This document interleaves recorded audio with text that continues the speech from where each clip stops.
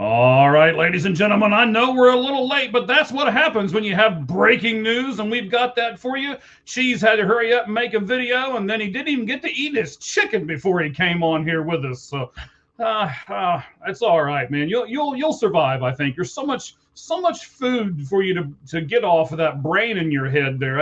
It'll keep you alive for a while, man. I think you'll be okay. I hope so. We'll see. I love my chicken. I do. I know you love your chicken. I don't know if everybody else does, but I know you love your chicken. All right, so we do have the chat. You can get in on that. And then we are going to go right into our five flaming 5 and 5 here in the very beginning. Then we're going to go right into Max Crosby. I know we advertised the fact that we were going to have Mr. First Down on a little later in the program, but he is already standing by. So as soon as we're done with the five flaming 5 and 5, we're going to go right in and have all three of us for the rest of the show. All right, guys. So here we go. Let's do our five flaming 5 and 5. But first, let me set this up for you. This is where Cheese shines. He has 5 minutes to answer these 5 questions with all the flames closing in around him. And if he can do it, there'll be a 6th question. And if he can't, well, he's just going to burst into flames and it'll be me and Mr. First Down for the rest of the show. So, okay. It could happen. All right, buddy. So the question is, Cheese, Yes. are you ready? Let's do it.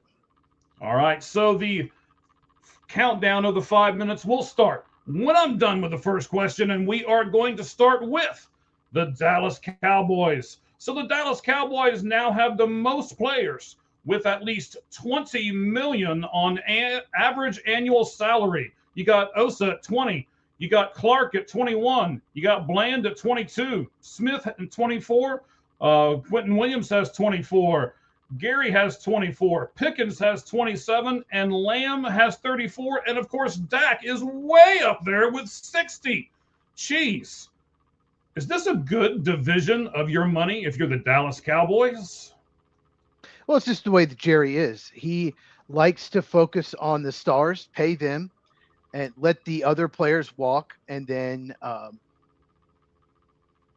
replace them in the draft. That's basically what he's always done. Camera.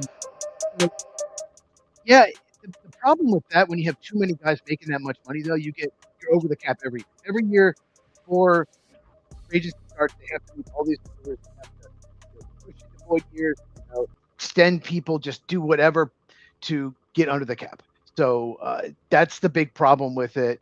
I understand. I mean, you don't want some of those players to walk.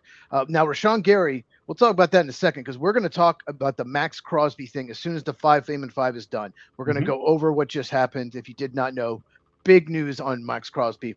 But I will actually bring up maybe Rashawn Gary, maybe the Cowboys back out of it to trade for someone else. We'll see. Hope not. But yeah, Rashawn Gary, that was stupid of them to make that trade. All right, Cheese, let's do something we haven't done forever. We're going to talk about the NBA a second because I want to get your take on this. Yes, okay. The NBA, Shai Gilgeous-Alexander has tied the great Wilt Chamberlain with 126 consecutive 20-point games in the NBA. How big of a stat is that? 126 consecutive games with at least 20 or more points in a game. That guy is one of the biggest bleeps in the NBA. He falls down when he's not touched. The Thunder are the dirtiest team. I absolutely hate them. They have another guy that just tries to trip Nikola Jokic every time. He's just a punk. He wears fur coats. He's a weird dude. I don't care. I could care less that he's done that. He takes a lot of shots, but I hate everything about the Thunder, and it's one of the reasons I hate the NBA. Okay, well, tell us how you really feel. Okay, so Kenny Pickett, yes, Kenny Pickett sighting set an NFL record yesterday when he signed with the Carolina Panthers. Mm-hmm. He became the only first-round pick to sign with 5 different teams in 5 different seasons. Does that say more about the Kenny Pickett, or does that say more about those 5 teams that he signed with? No, he's a backup. It's Kenny Pickett. He's a player that should have been a 4th or 5th round pick that was taken in the 1st round. And the Steelers realized after 2 years that he had thrown more than one touchdown in one game in 2 years. So that he's a backup. He's got small hands for a quarterback. He doesn't have a big arm. He's an okay backup. So that's why he keeps getting moved. And really the reason the Browns moved on from him, I don't think they necessarily wanted to trade him, but they drafted 2 quarterbacks last year, so they had to move him. But I think it just says more about Kenny Pickett. All right, we're going to do Arizona Cardinals next, and then we'll do the Philadelphia Eagles. So here we go. All right, Arizona Cardinals. If you take the current 2 Cardinal quarterbacks, Brissett and Minshew, and you put their combined records together, you get 37-75. How are the Cardinals going to win any games this year with 2 quarterbacks that have a combined record of 37-75, Cheese? Well, they're in the worst spot as far as division goes. The other 3 teams are very good. Probably the 2 best teams in the NFL are in that division, the Rams and Seahawks. Seahawks just won it all. 49ers are very good. If their defense had been healthy, they would have maybe the top 3 teams in the NFL. Who knows? So why be good? Might as well stink next year. Pick high because you're not going to win the division. All right, last one, buddy. Less than a minute. The Eagles now have 9 picks, believe it or not, in this year's draft. They have 1 from the Browns. They've got 1 from the Jets, 1 from the Falcons, and 4 compensatory picks besides their own. The Eagles are already good, Cheese. What's their plan to get even better? Do you mean compensatory picks? Yeah, whatever I said. Well, the Eagles, they signed Reek Woolen from the Seahawks. That was a good signing. Now their cornerback room is really good. But they lost Jalen Phillips. They lost some free agents. So, Howie Roseman, one of the best drafting GMs. They'll be fine. A lot of their extra picks are in the middle rounds. But, you're an Eagle fan. You're not worried. You trust Howie Roseman. The big issue with the Eagles is, will they trade A.J. Brown? And if they do, what are you going to get to replace him? So that's the biggest issue to me. I still think they'd have to eat a lot of cap room. Take it off the screen. They would have to eat a lot of cap. I'm not done. I think this is how we do things around here, Mr. First Down. We just do whatever the heck we want, all right? No, I think the A.J. Brown wants to be traded. I think they're kind of done with him, but you don't do it unless you have a replacement. Maybe they can work a trade with New England. Still, well, they signed Romeo Dobbs. Another team needs a receiver, and then maybe they can trade for Brian Thomas Jr., the Jaguars, who they might be shopping. So who knows? But if you do trade him, you have to have a plan in place for another receiver. All right. So before I give you your bonus question, let's have 3 of us do the bonus question. Okay.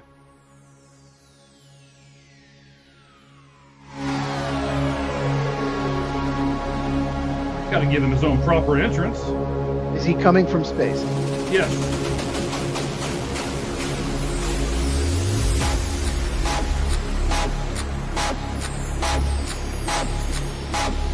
To disappear.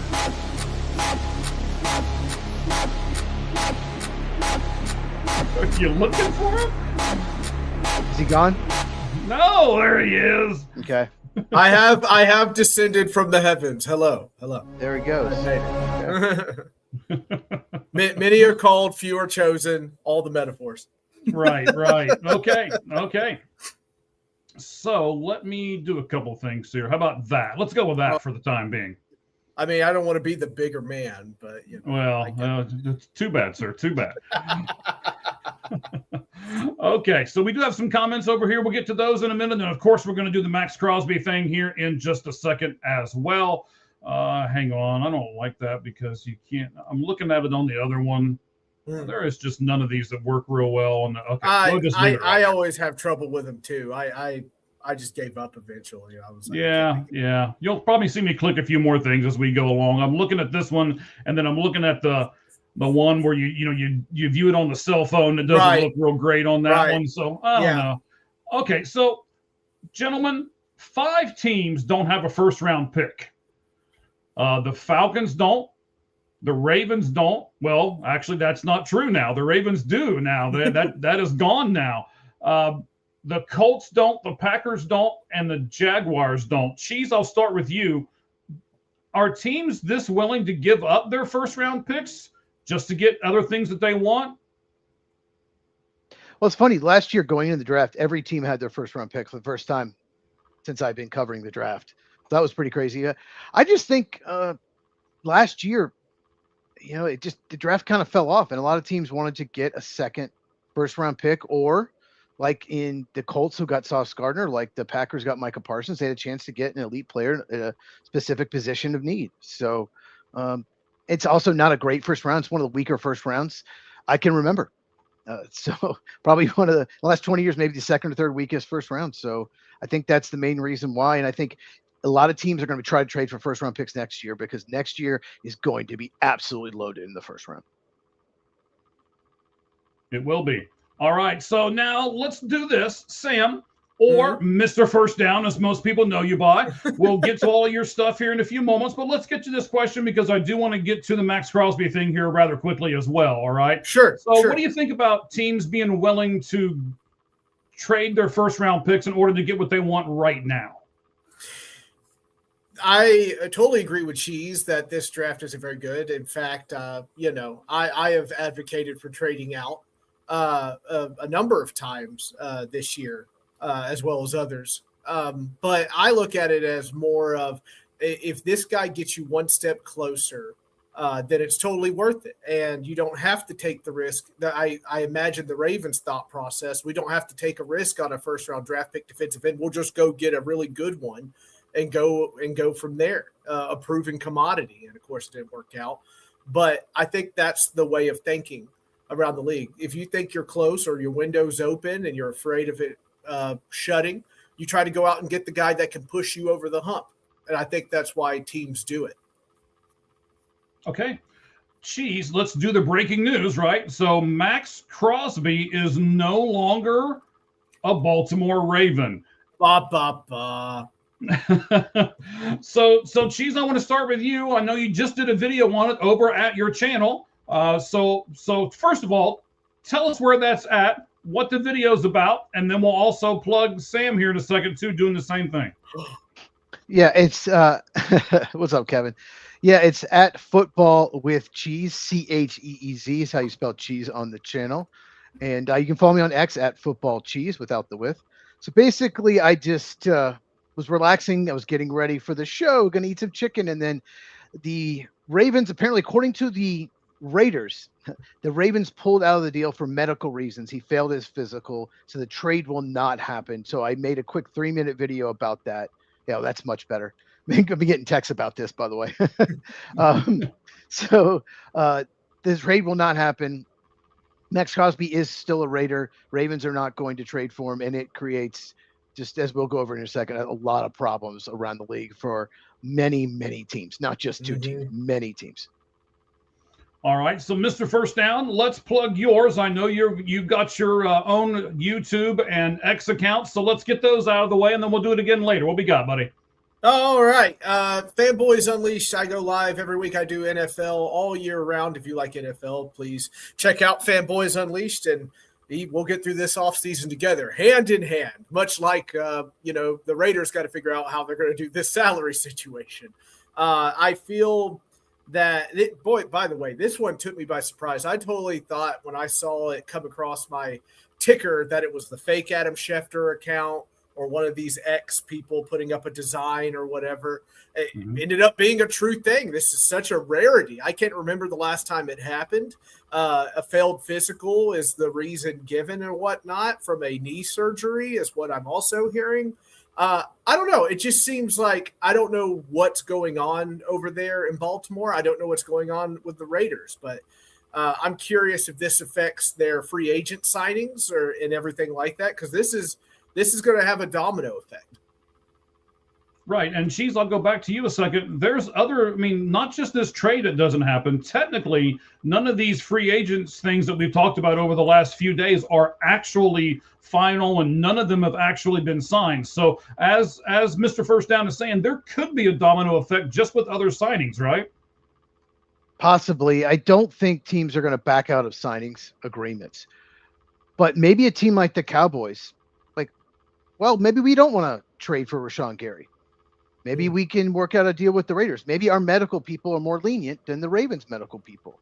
that would be devastating for my Packers because I want that 4th round pick next year. But the Raiders now, this really hurts them because they're not going to get the 14th pick and a pick next year. They're not going to get that much. That was the reason why they traded with the Ravens is that's the most they could get. Even if a team like the Bears was interested, they were the 25th pick. Patriots 31st pick. So the difference between like the 31st pick and the 14th pick is humongous. Doesn't matter how strong the first round is. That's a ton of draft capital. And not only that, now teams are going to say, okay, we'll trade for Max Crosby. We're not going to give you that much because look, he's got a medical issue. They're going to use that as leverage. And the Raiders, another problem. They've lost so many teams. So many teams they could have traded for have signed guys. Washington would have been a good possibility. They gave money to Odafe Owa. So they're probably out. The Bengals, maybe they would have been in. They paid Bowie Mafe. They're probably out. I think the Chargers would be a possibility, but they're not trading to them because they're a rival. So they're running out of teams. I think what's going to happen is they're going to have to wait till after the draft, maybe even close to training camp, till he's 100% healthy and just get picks in 2027, 2028. But I do not think they're going to get 2 first rounders. I was shocked they did in the first place. Well, I tell you what you are not going to be shocked at is, so you guys are all seeing the version of all 3 of us up here on the version of this podcast where it's got, the up and down, the vertical, I guess is what you would call it for the cell phone stuff. The only person people are going to see is Cheese. So I don't know. I don't know if our ratings are going to skyrocket because of it or if they're just going to bottom out. I don't know which one's going to happen here. But you can move it back to where it was and just put Mr. First Down in the middle because he's the let me pick my nose and stuff. Okay, Cheese, I want to stick with you for a second because I know you brought this up on your video earlier. So let's pivot away from the Raiders and let's go to the Ravens real quick. All right, so now the Ravens don't have Max Crosby. Is there anybody out there that they can go out and grab that's going to be someone like a Max Crosby that's going to fill that spot? The only one available that I can think of is Trey Hendrickson. And I'm not sure. We'll talk about him more in the show. I'm not sure if the money would work, if they're going to pay him what he wants. But there's just no one out there left in the free agent market that has that kind of impact as an edge rusher. And it's a huge need for Baltimore. It's been one of their biggest problems the last couple of years is getting pressure on the quarterback. Their defense has collapsed after being very good the previous few years. So Trey Hendrickson, which really piss off a lot of Bengals fans. Yes, it would. The next best edge rusher after that, Joey Bosa, maybe. He has trouble staying healthy. He's got to be in his mid-30s. Jadeveon Clowney, there's just not much left. Yeah, possibly. Jonathan Grenard. Good point, Kevin. Yeah, that's another possibility. They may be shopping Grenard, but Bradley Chubb, that's not good. Yeah, but all the other guys you mentioned are just part-time guys, right? They're never going to be out there, all 3 or all 4 downs. They're going to have a rotation of some kind, Chubb or Bosa, both, right? Yeah, it's just I wouldn't be surprised if Trey Hendrickson is a Raven 24 hours from now. I would not be surprised, but me neither. We're going to talk more about Hendrickson and why he might be free agent later on in the show. I don't want to get too into it. All right, no problem. So now, Sam over here, Mr. First Down, buddy. So when the Ravens decided that they were going to back out of this deal, and I don't know how many of the tweets or posts or whatever you want to call it now on X or Twitter or Twix or whatever the heck that thing's called, everything is saying, especially from the Ravens side, Baltimore backed out. It was Baltimore's fault. Look at them. They did it. We were all in on this, and Baltimore backed out. So don't you think Baltimore took this under consideration before backing out? Like, okay, we're not going to be able to get anybody else like Max Crosby, yet we're still going to back out. So what do you think? Did they have to find something significant in order to do this? Yeah, I'm with Cheese all the way. Trey Hendrickson's the only one on that list that could make it even taste a little better. It's a really strange thing. He had a knee surgery from everything I've read, sitting backstage in your lovely green room. They had the knee surgery. It was a simple knee surgery. And apparently the Ravens knew about it, but apparently they're using that as an excuse to say, hey, this guy's not healthy or ready to go. I don't know what in the world went on here if the Ravens just liked Hendrickson better for some reason, because I just don't see how it's not Trey Hendrickson at this point. Do you guys think it could be anyone else? It's got to be Trey Hendrickson in my view. Well, I think you're right. It's got to be Trey, but I want to ask you something else. Do you think Sam, that, I mean, not only did they have to find something egregious here, but do we not know everything? I mean, is there going to be something come out tomorrow that's just going to shock us even more than we're shocked right now? We'll probably get some report from Diana Rossini or Matt Miller or any of these guys that we always see on Twitter, or ladies. Sorry, Diana. And they'll. She listens to the show, so you better apologize. Sorry, Diana. Sorry. My bad. But somebody will say something like, "This is what I've heard," or "This is just a report that the Ravens backed out of it because it was going to take a couple more weeks than expected," or then maybe there's going to be an investigation. I don't know. This is a very strange thing that we don't get to see happen too often.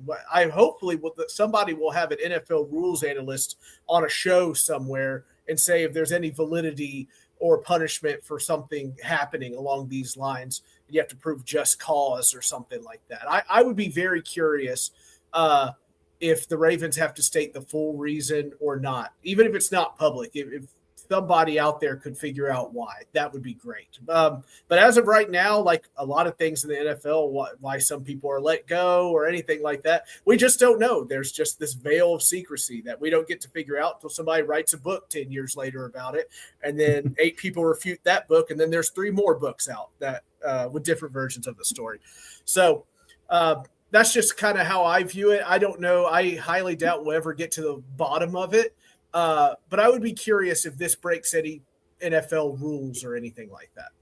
All right, Cheese, let me go back to you. You got anything you want to add to the end of this before we go into our baseball? It doesn't break any rules. Like none whatsoever. You talking about like backing out of the deal?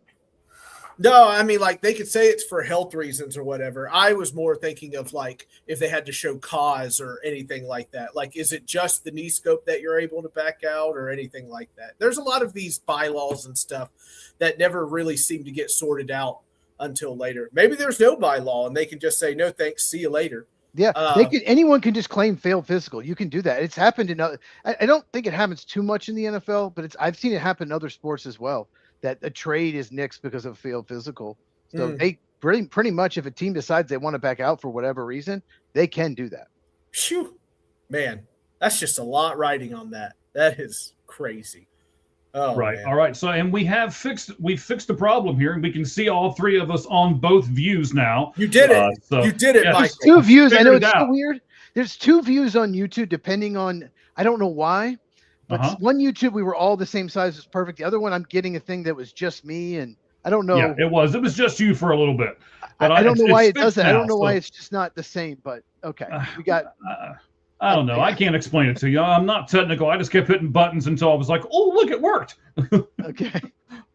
All right, guys, let's go into the baseball. But of course, before we do that, we got to give us the best graphic in all of sports. Here it comes.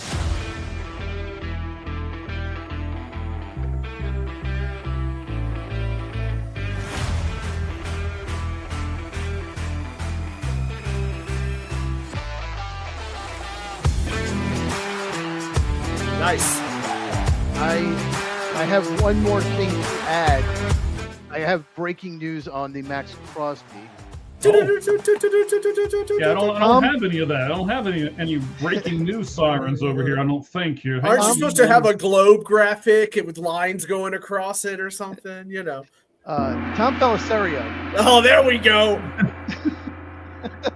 Tom Pelissero is reporting. He talked to some other GMs around the league, and one of them said this is very much bullshit on Baltimore's part. Ooh. Meaning Baltimore, the implication there is Baltimore just decided to back out of the deal. Maybe they just didn't want to give up the draft capital and just decided to use the injury to do it. So, yeah. So free agent Trey Anderson expect to make a formal decision tomorrow as well. So I wonder if the timing is they just change their mind. Like, we can get Trey Hendrickson for free without trading. So let's just try to do that. And they came to an agreement, and they're like, okay, we'll back out of the deal. I wonder if that happened. That would be interesting, but I could see that happening. Yeah. There's even a rumor the Eagles might be might be in on him. I also read a report that the Tampa Bay Buccaneers were going to do 3 years, $75 million for Hendrickson. So watch out for the Seahawks. They lost Bowie Mafe. Watch out for the Seahawks. You never know. Yeah. So there's more of a market out there than what we thought for Trey Hendrickson. It's just, who is he really going to sign with, and is he going to get the money that he wants? Because from everything I'm hearing, he wants big time money.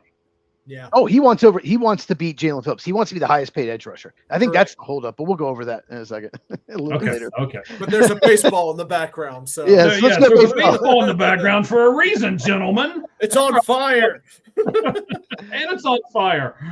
Oh man, it's burning me a little bit back there. So it was announced today that the Cincinnati Reds starting pitcher Hunter Greene will be out 12 to 14 weeks after he'll have surgery to remove bone spurs and loose bodies from his pitching elbow. Cheese, what does this do to the Reds' chances of making the postseason? Your Cubs are in the same division. Are you happy about this? What does this do to the Reds' chances? Well, if it was a Brewers pitcher, I'd be happy for sure. But I mean, I'm not happy about it. I mean, he's a really good pitcher. I love watching him. He's got great stuff, but certainly it hurts. I think the Reds have more depth than a lot of teams, so it doesn't hurt. It wouldn't hurt him as much as, say, like a Braves or something like that. So they might. I mean, if it's half the year, they might be able to hang in there. But it's one of the situations. They're around 500 by the time he comes back. They'll be fine. If they are in fourth place and 9 or 10 games under 500, they can be in some serious trouble. But it's just such a shame because he's very, very good player.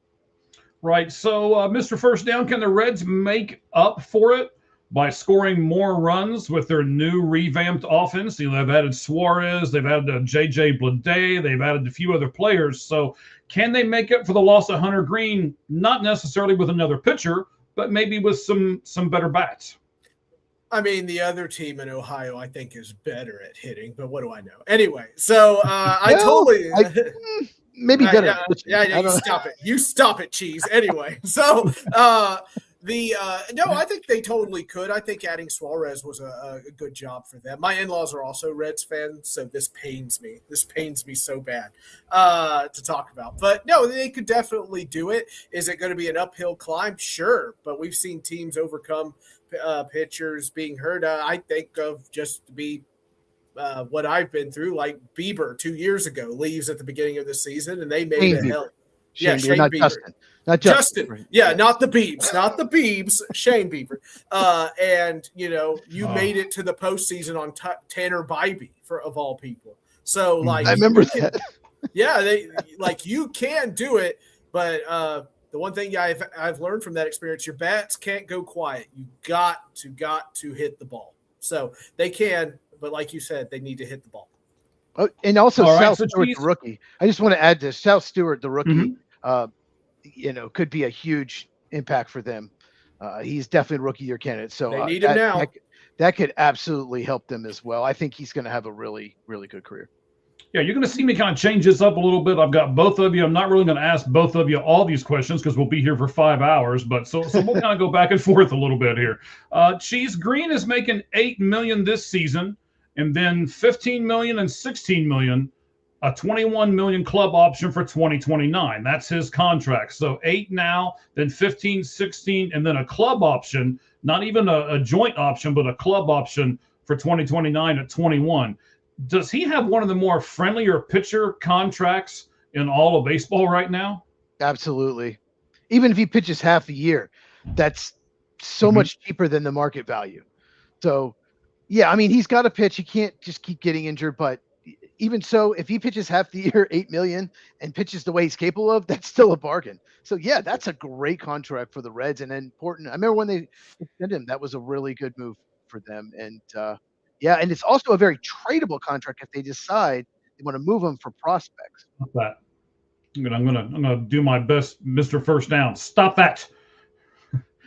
All right. Speaking of Mr. First Down, sir, let me jump here to you. So in his 4 years since he's been with the Reds, In his first year, he pitched 125 and 2/3 innings. In his second year, 112. The third year, he got 150.1. And this past year, he only pitched 107.2. So let me go over the numbers again. 125.2, 112, 150.1, 107.2. Do those numbers disqualify him from being considered a number one starter? Whew. Man, that's a heavy question. I'm going to get a lot of hate mail from this one. He's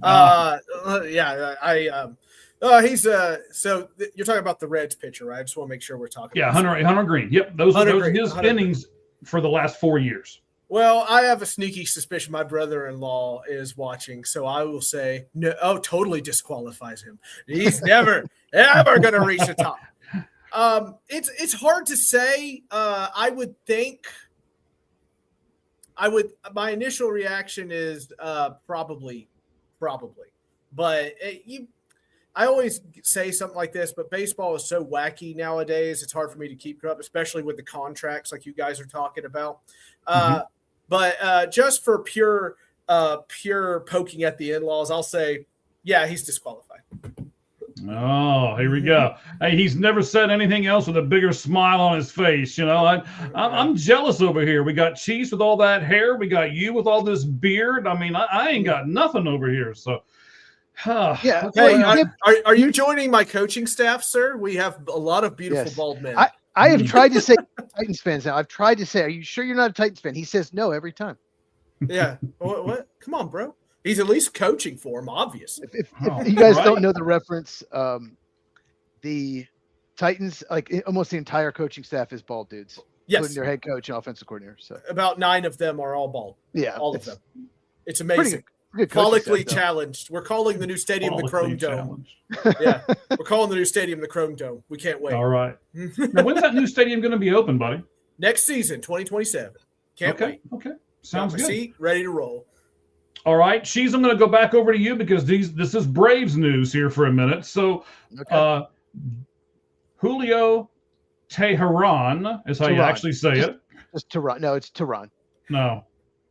It is. Look how it's spelled, Shees. Look at the notes. Look how it's spelled. Everybody says Tehran. It's not Tehran. That's why I said it that way. It's Teheran. It's Teheran. Doesn't matter. It's trust Julio me. Tehran. Stay in your football lane and shut up, all right? Just hang out over there in your lane. Before you come over into my lane, at least put your blinker on, all right, buddy? You can keep mispronouncing if you want, but it's Julio Tehran. Okay.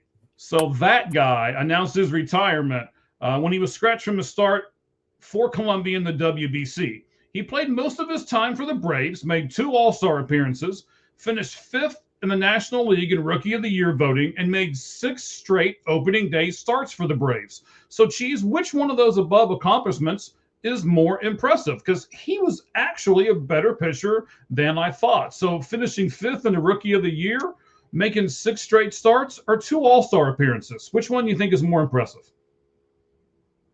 Here's the thing about Julio Tehran. Teheran? Yes. If he had just been someone who'd never been like a top 50 prospect, maybe 80 or 90th, then he would have had a great career because he pitched like a number 3 starter his whole career. He did. And he was like the number 1 pitcher and prospect in baseball for many years. Like he was supposed to be like the next ace, win multiple Cy Youngs, like just dominant stuff. And he just never really dominated. I guess the fact that he made 6 straight opening starts is impressive. That for the most part, he stayed healthy toward the end of his career at the Braves. He didn't, but he just never was very dominant, even though in the minors he was. We always, every year they kept saying, oh, he's breakout for Julio Tehran. He's going to be a Cy Young contender. And he just never was. So unfortunately for him, because of the prospect list, he's seen as a disappointment, but he was just a number 3 starter. That's the way he was his career. So I guess the fact that he didn't get hurt much is probably the best thing about him. Yeah, he only went on the disabled list twice in his entire career. So once with Atlanta, and then after Atlanta said, oh, I think we've gotten the most out of this guy and let him go, which was one of the smartest things Atlanta ever did. He went to Anaheim and then just stunk and went on the disabled list again. So he had nothing left. They knew his arm was noodles. He had nothing left. Nothing left. Absolutely. So, Mr. First Down, I'm going to ask you the second part of this Braves question here. I don't know how big you are on the Braves, but let's see. So Not very. Not very. All right. You can just ask me if you want. Might as well just All ask right, me. geez. You know what? Let's just stick with you for a second. So My dad's a Braves fan. Whatever it is, whatever the negative answer to that is. well, we're just going to piss off your whole family for this show is done. I'm out for blood, baby. I'm out for All blood. right. Cheese, if he would have recorded one more out in 2019, he would have had 7 straight seasons with 175 plus innings. In those 7 years, he had 1,200 total strikeouts and a 3.64 ERA. So I'll ask you this: where does he rank among Braves starters all time? Is he top 5, top 10, or somewhere below that? Somewhere below that. Top 5. Okay. Warren Spahn, Phil Niekro, Greg Maddux, Tom Glavine, John Smoltz. So he's nowhere near those guys. No, he's not. Sorry, I've never heard of any of those guys before. Could you give me again? No. Yeah, Greg Maddux. I don't think you've heard of him. He wasn't very good. No, he was terrible. No, he's not. He's not top 10. I mean, like I said, he was number 3 starter his whole career. That's the way he pitched. So no, he would not be even any close to the top 10 in my opinion. Would you like to know what Mr. Google says he ranks? Sure. Yeah. Ninth among pitchers. The Braves. Yeah. Okay. Does that go all the way back to the Boston Bean Eaters? Because they used to be the Boston Bean Eaters. Or is that just Atlanta Braves? Let me get my spectacles out. Okay. Or actually, I could just zoom it in there. There we go. Let's see. It's just Atlanta Braves top 10 secured, probably. Yeah, it's just Atlanta Braves top 10. Because they were in Milwaukee, they were in Boston. Right. But yeah. Since they became the Atlanta Braves, it says. He's 9. So okay. I missed the Boston Bean Eaters when they were there. That's such a great name. I love it. Yeah. Mike was the only one who can remember when they played in Boston. Right. They were there the first year I was alive, but yeah. How big were the dinosaurs? I'd say before you were they big? Maggot. All right. So Joey Wentz, buddy, in bad Braves news here, Joey Wentz tore his ACL in his right knee while covering first base on a bunt play in Sunday's game. Cheese, I'll stick with you because it's your Braves. How does this affect Atlanta's rotation moving forward? Devastating, just because Schwellenbach, Waldrop are hurt. They're out, just like Hunter Green, about half the year. So the depth was bad, and you cannot start Bryce Elder. He's probably the worst starter in baseball last year. He's just awful. So Wentz was next guy up. He's probably gonna be the 5th starter. So it's devastating. Like I'm really worried that if they struggle to score runs in April and May, that they're going to be out of it by the time those guys are back. Like just like last year, it's going to be a disaster. So even though the bullpen at the back end should be better, the starting pitching is you're relying on the other guys that all got hurt last year. The rest of the guys that you're relying on. Spencer Strider's fastball is 2 miles an hour down from this time last year. Chris Sale, you never know. He always seems to have something. Reynaldo Lopez missed the whole year last year. It's scary. It's scary, and I'm worried they're going to be in the lottery, up in the lottery again next year. So do you think they're going to go outside the organization, or are they going to call up some kid from the minors that we've never heard of, and he all of a sudden pitches like Greg Maddux? Didier Fuentes, possibility. They seem to do that. Schwellenbach was, even though it was a 2nd-round pick, he was never a top 100 prospect. Right. They seem to find these guys. J.R. Ritchie's another possibility, young guy. I don't know if he's quite ready. And I just think you have to go after Lucas Giolito. You just got to go after him. There's no reason not to. You saved all that money with Profar being suspended. You have the money to spend now. So just go get Lucas Giolito. It just makes sense. Right. We talked about that last week. So yes, absolutely. All right. Give me a second. The setup's going to take a minute here, but then Mr. First Down, I'm going to go to you first. So pipe up those tighten up ears there. All right. All right, let me get stretched. All right. The Nationals have signed Zach Littell to a 1-year, $3 million contract with a $4 million buyout on the mutual contract for next year. I won't go through all that, but they basically are paying $3 million this year, and they push the other $4 million off to next year. And then in the contract this year, he can get another $2.5 million in incentives if he hits everything. The Phillies also extended Jesus Luzardo 5 years, $135 million for the 28-year-old. He received $11 million this season, so his raise was substantial. Last year, Luzardo, 32 starts, 183.2 innings with a 3.92 ERA, 28.5% strikeout rate, and a 7% walk rate with a 42.8% ground ball rate. I know your head's spinning right now. He also finished 7th in the National League Cy Young. So I'm going to give you the cupcake question. Did the Nats get a bargain with Zach Littell? Oh boy, I am going to say yes. I'm okay with it. I wish I could tell you more about this. See, guys, I'm a fairly new baseball fan, so I've been trying to learn everything. I've only been watching for about 3 years, so I would defer to Cheese and you when you tell me. Do you think it's well deserving of Littell? No, it's a steal. It's an absolute steal for Zach Littell. I thought he'd get $7 to $10 million a year. This is an absolute steal for the Nationals. I love this move. He doesn't strike people out. That's the big problem. Everybody wants someone that misses bats, but he gets outs. So I love this deal. The reason the Phillies extended Luzardo is because they thought he'd probably get more on the open market. I honestly, 5 years, 135 for Luzardo. I don't think he would have, maybe about that, but that's the only reason why you would extend him is to try to get him cheaper. But I love that move for the Nationals. So what they can do with Littell, if he pitches well, they can flip him because they're not going to be good this year, and flip him for more prospects and keep improving the farm system, which keeps getting better and better because it was a disaster a couple of years ago. It was one of the worst. I can see him doing that. And I mean, in the spirit, Sam, of just pissing off your whole family, let's just go for your kids too, right? This is your kids' fault because they weren't supposed to be in bed yet, and we didn't think they were going to be here yet. I know. So I didn't send you all of these notes. So breaking news. Fine. No, it's okay. It's okay. Yeah. I have breaking news. Okay, what do you got? Cowboys are not going to pull out of the Rashawn Gary deal. They are not interested in Max Crosby at all, despite what's happened. They are going through with it. So Max Crosby will not be a Dallas Cowboy. Something is rotten in the state of Denmark, baby. Something's going on. That's something stinks. I can't tell you. Smells, in the words of every mob movie, smells like a rat. So that was Shakespeare, if anyone that does not know. A lot of our viewers do not know what Shakespeare is. That was to Shakespeare. Be or not to be. That is the question. Looking for us. All right, so let's go with your thing here for a minute, Cheese. You said you weren't sure about the money that Luzardo's going to get, but Fried Fried just got money, Burns just got money, Cease just got money, all of them around $200 million. So I think Luzardo's contract kind of falls in line, 5 years, $135 million, based on those three. But is he close enough to the three of them to actually put those things on the same line? Probably not. He's more of a number 3 starter. He's not nearly as good as those guys, in my opinion, and he's not as durable. He's had some injury issues in the past. Those other guys have been much more durable, although Corbin Burns, we'll see. So I think that's the main reason. But like I said, the Phillies must have thought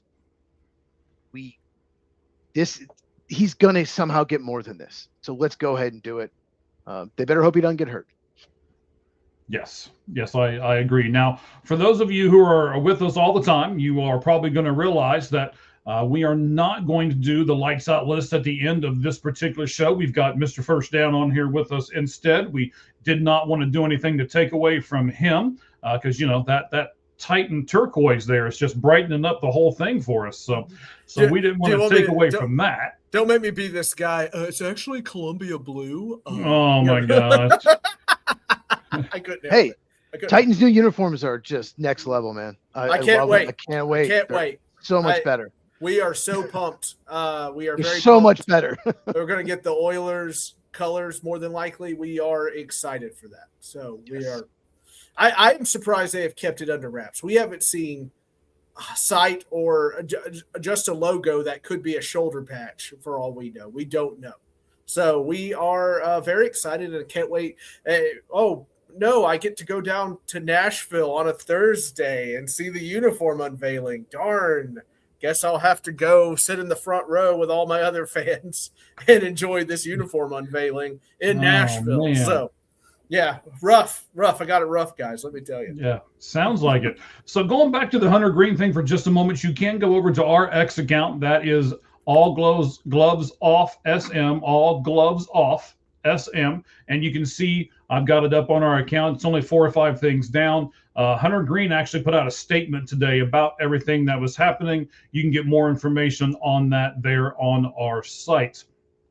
The World Baseball Classic, the last thing here in MLB, and then we'll switch over to NFL for the rest of the show. We'll do some really focus in on the Titans here at the end. So the World Baseball Classic is doing record numbers in terms of television viewership. So let's do the poll question. I know I didn't set this up very well, but we'll go ahead and do it anyway.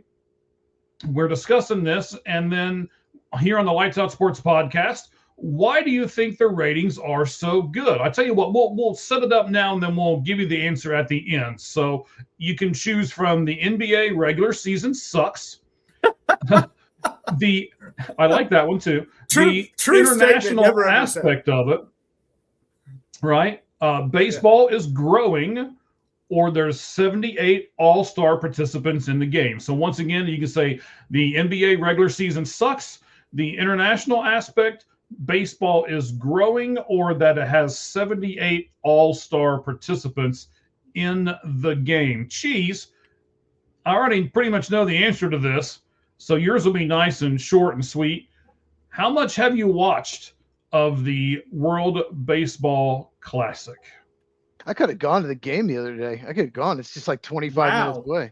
But That's I chose cool. not to. Does it count highlights on X? Does that count? Like Ozzie Albies in a walk-off homer? Does that count? Sure. We'll count those. So I've seen Alex Bregman hit a homer, and I've seen Ozzie Albies hit a walk-off homer, and then I saw Bobby Witt make a good play. That's it. 3 plays. That's it. So 3 plays. All right, got it. Yeah. Yep. Mr. First Down, how much have you watched the World Baseball Classic, if at all, sir? The first game I watched was the one the other night against Mexico, I believe. Okay. And I really enjoyed it. I didn't think I was. I was just kind of restless, and I had it on my TV. I was having a really great time. It was fun watching it. So it's alluring. It really is. So I've had a great time. It's Okay. alluring. Wow, we don't Alluring, usually use wow. big words Ooh. like that on this. Sorry, podcast. I got Shakespeare, whatever. I gotta throw What kind off of podcast do you think this is, sir? I'm sorry. I'm trying to throw off the Southerners are not smart people kind of motif. So. Okay. All right. So then, since it's so alluring, Mr. First Down, do you like all the crazy celebrations done by all the different countries? Yes and no. Some of them I'm like, to be ugly American, I'm like, this is silly. Why are we doing this? At the same time, I think it is interesting. It's kind of like when you watch the Olympics, when you see New Zealand go out there and they're doing the haka, which looks totally bizarre, but it's also very fascinating to me, that kind of tribalism that they put forth. So a mixture of both is my answer to that. All right. Cheese, have you seen any of the crazy stuff they're doing? No. No. I'm with Mr. First Down as far as that part goes. I like the fact that you can tell that they're into it. Right. But some of the stuff they're doing is going way over the top. Now, I'm about to get in trouble with half the people that I'm friends with here in Arizona, but I will say that a lot of the Mexican players look better with the mask on. But beyond that, The luchador. I'm just waiting for these comments to take off now. Here we go. Yeah, all right. Well, it's been fun, guys. But I just don't like all of that stuff. Hit a home run, trot around the bases like you're supposed to, drop the bat, and let's move on with our lives. Don't be doing all this big celebration stuff, and you toss the bat 2.5, 4.5, 6.5 feet in the air, and turn to your dugout and pound your chest and all this other stuff. Just, the only one I like is the Rosarena, and that's it. Can you imagine Tony Gwynn doing that? Right. Can you imagine? I can't. No, I really can't. No. Right, that's his point. No, you can't. No. Barry Larkin? No way, No. man. They're I not just doing that. I just talked to him yesterday, by the way. Great guy. I had a really good conversation with him yesterday. Very cool. Well, awesome. But even like King Griffey Jr., he would just kind of drop the bat. that was like that was the big thing back. Like, oh, some people were mad that Ken Griffey Jr. would hit it and just it's so drop disrespectful. He didn't flip it; he just dropped Yeah. it immediately. Yeah. And they thought that was bad back in the '90s. Nowadays, Right. that's like tame. Well, I mean, football's doing the same thing, right? Now they're allowed to do all these crazy celebrations in the end zone and all of this stuff. I mean, it's all this showmanship and stuff. I just don't like it. Not only do I not like it for them doing the showmanship stuff, I don't like it because you're showing up the other team. And then you wonder why there's all these fights and everything else. I mean, it's, the tempers flare and then fists start flying. And yeah, it's a bad look, and I just don't like it. Yeah. I think it's gotten a little too crazy in the NFL. I agree. The group touchdown dances, these weird things. Come on, just stop. Do you want me to point out the first comment when you said that in X is this just in? Old man shakes fist at sky. So that's good. Yes, that's fine. I will be the old man. And by the way, whoever made that comment can get off my lawn. So anyway, this is my ball now. This is mine. Get your own darn podcast. Get off my lawn. Yeah. That's right. Get out of my yard. My evergreen. Oh. Oh, okay. Let's rein this back in a little bit, at least here. So it's not just the World Baseball Classic. The spring training games on ESPN. Last week you had Braves versus Tigers. It did 460,000 views. Nice. Team USA versus the Giants did 677,000 views. So between those two games, from last year to this year, the ESPN spring training viewership has actually gone up 101%. Yes, 101%. So, Cheese, I'll start with you. Why? Why is baseball all of a sudden booming? I don't know. Such riveting podcasting right there, sir. Well, no, there's no doubt about it. He had such a serious face, and then he just didn't deliver, and I was like, oh. Because I don't know. I honestly don't know. I just know that baseball tickets are up. Viewership definitely is way up the last 2 years. So why? I think the sport's just gotten more popular for whatever reason. I think baseball was worried for a while because most of the people watching were men 45 to 70. And they worried like millennials like myself weren't watching, but I think Gen Z is watching. I think it's coming back. I think high school kids are watching. I think baseball's just got a good amount of people, like a youth people watching, a youth movement. So I think that's, millennials are too busy going to Starbucks to watch baseball, except for me. Well, see now, Mr. Home Run. Wow, Mr. First Down. I'm trying to do a baseball terms here before we leave. Hold on, let me change jerseys. Wait. Are we going to just ignore that Kevin made a comment? Our friend Kevin about the Vikings group celebration. No, I wasn't ignored. I put it up there forever. Hey, not this year. Vikings not so much this year, but no one gets a free shot, Kevin. Okay. Anyway, so I just had to jump in. I had to respond to that. Okay. Okay. Withdrawn, Your Honor. Withdrawn.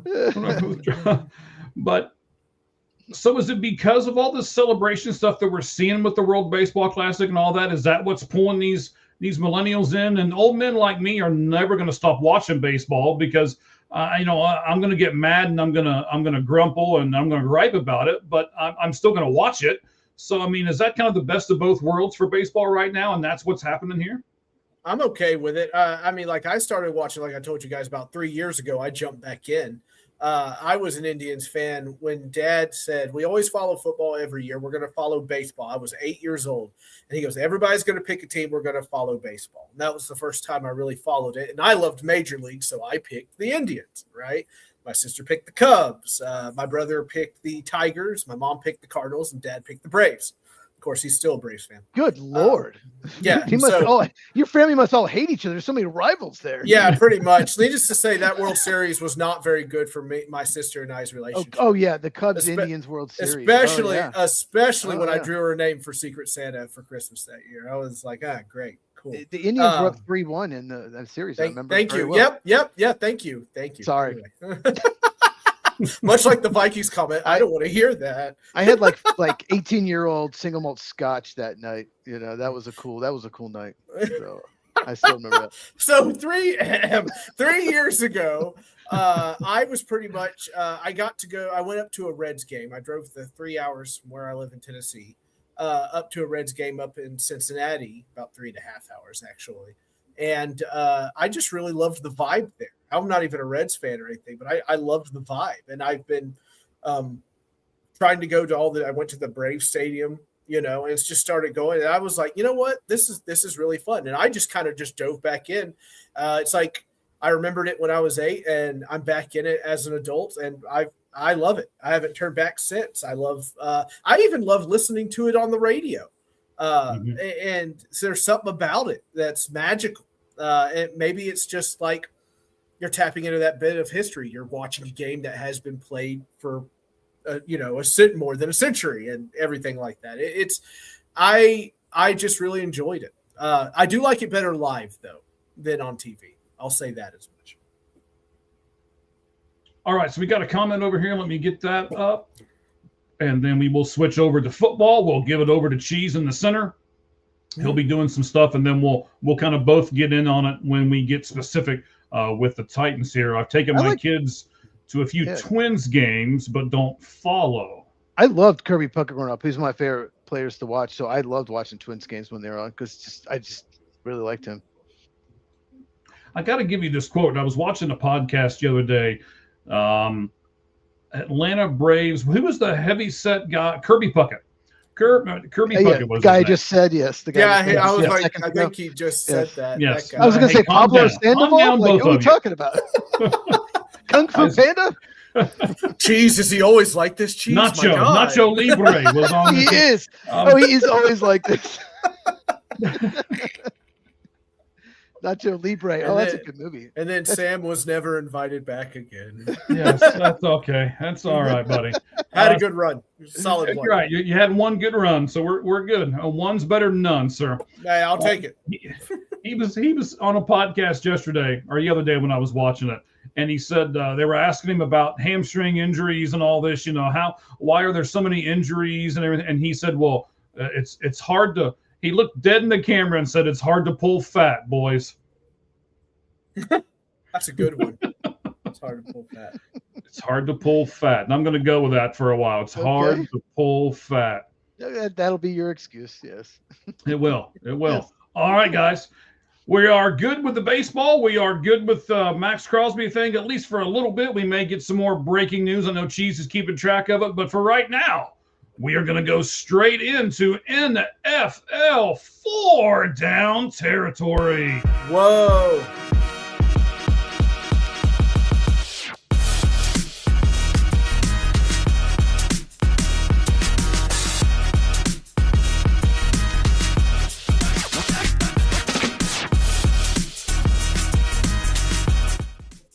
All right, we're in 4 down territory here. Now see how our guest bebops around and holds the, like he's a DJ over here.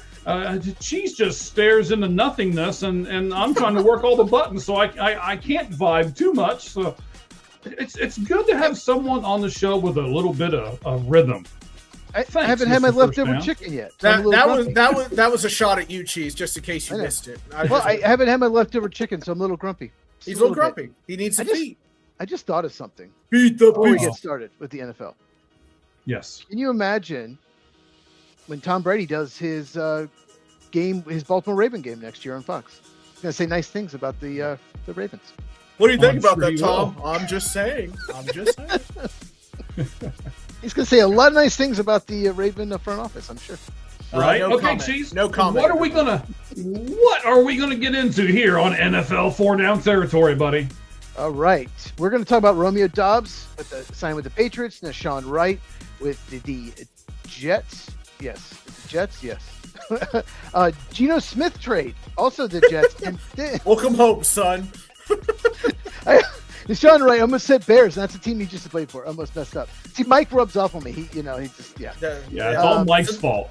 And then we're going to talk about some free agents that haven't signed yet and why they might not have done that. And I'm going to throw something at Mike that's not in the notes about the Bengals and see what he thinks. Whoa. Yeah, I'm getting ready to actually Mr. First Down, I have your email address, so you give me a second, and I'll send you the notes so that you don't feel so lost in this segment here. But before we get into it, I forgot about the poll question. See, I was doing so much stuff here. So why do you think the ratings are so good? As far as the World Baseball Classic, we asked all of our fans, and this is what they came up with. 4 choices for you. NBA regular season sucks.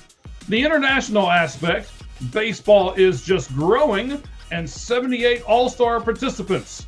8.3% of our fans said 78 All-Star participants. 16.7% of them said baseball is growing. 33 1/3% of them said the NBA regular season sucks. And 41.7% went with the international aspect of the World Baseball Classic. I chose All right, NBA Chief. sucks. Yeah, that's kind of what I would have gone with. Is the NBA just seconded. All right, Cheese, hit us with something good, buddy. Talk to us about the NFL. Let's talk about Romeo Doubs. 4 years, $68 million, max value of $80 million from the New England Patriots, the wide receiver formerly of the Packers. Not sure if you know this, Mike, but he has never had a 100-yard game in the regular season. He does have 2 100-yard games in his 4 career postseasons. So he's had postseason success, but never in 4 years had a 100-yard regular season game. In fact, his career high is 724 yards. So 4 years, $68 million. I'll ask you both. Do you like this move for the Patriots? You want to go first, Robert, or Michael? Sorry. You want to go first, Michael? Bobby. Sorry. Bobby. Hey, Bobby. Do you want to go first, Michael? You want me Just go ahead. I'll take it. That's fine. I have an opinion on it. I know who Romeo Doubs is, so feel good about that. Go ahead, All right. Romeo Doubs, by the way, I wanted him on my team.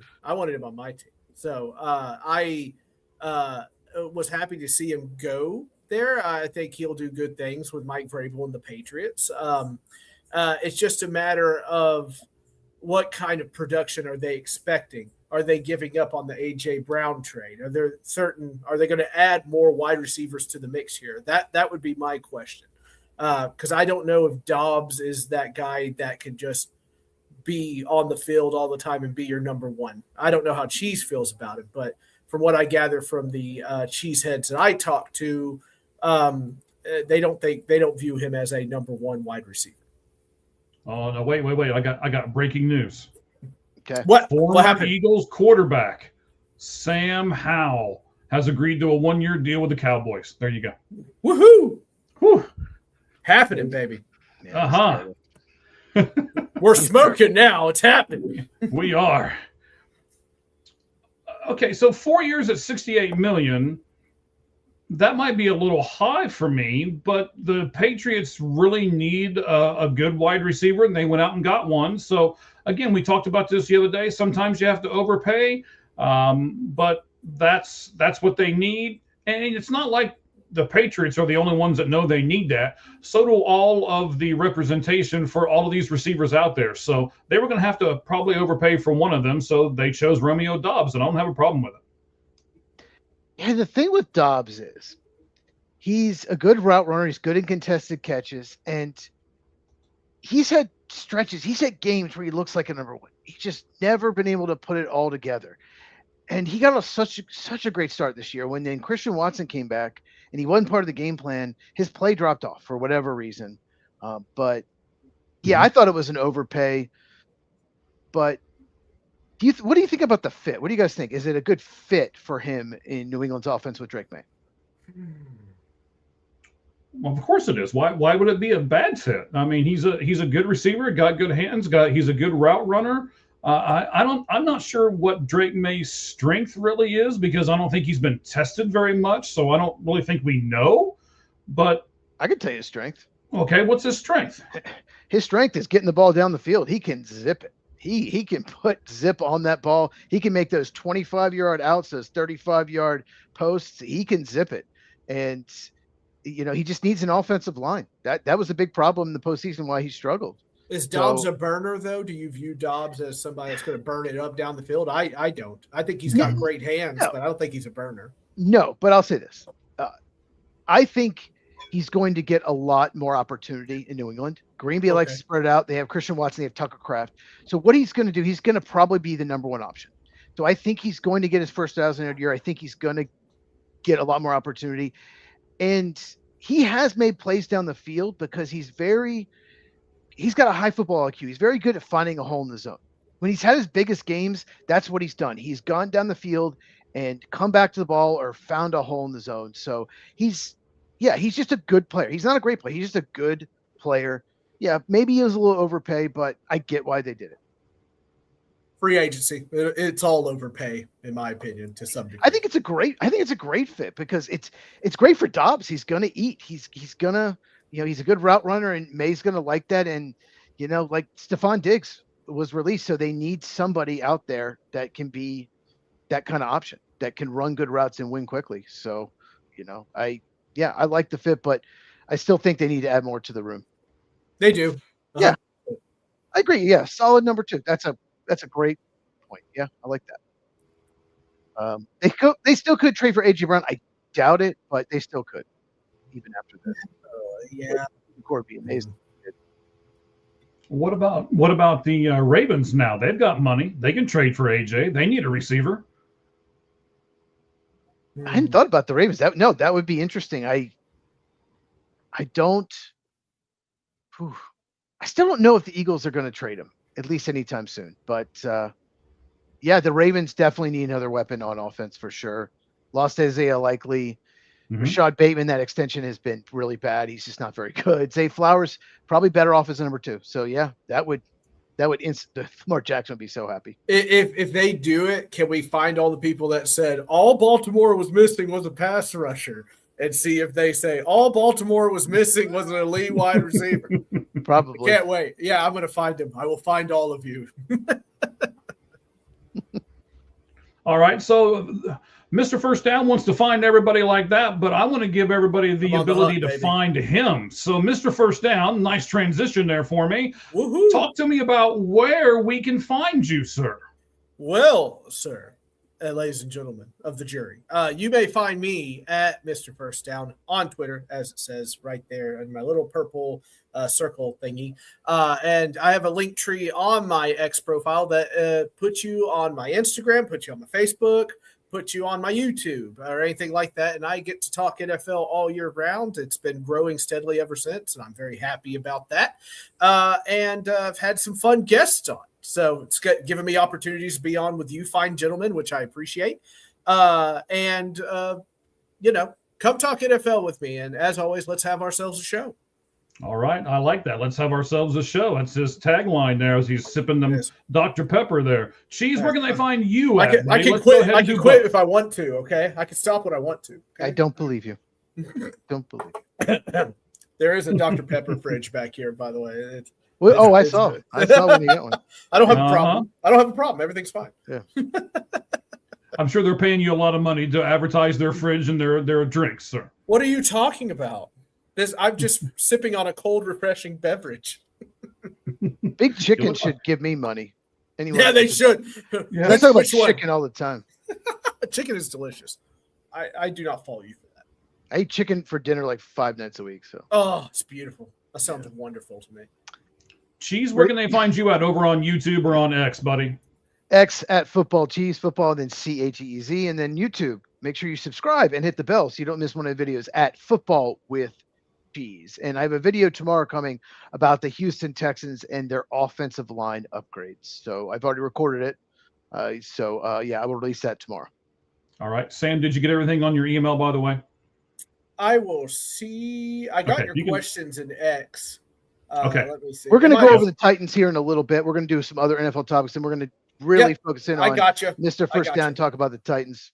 Okay, so we're going to talk about Nahshon Wright, I think it's Nahshon Wright, even though it's NAH, but Nahshon Wright had a breakout year for the Bears. He even made the Pro Bowl, cornerback.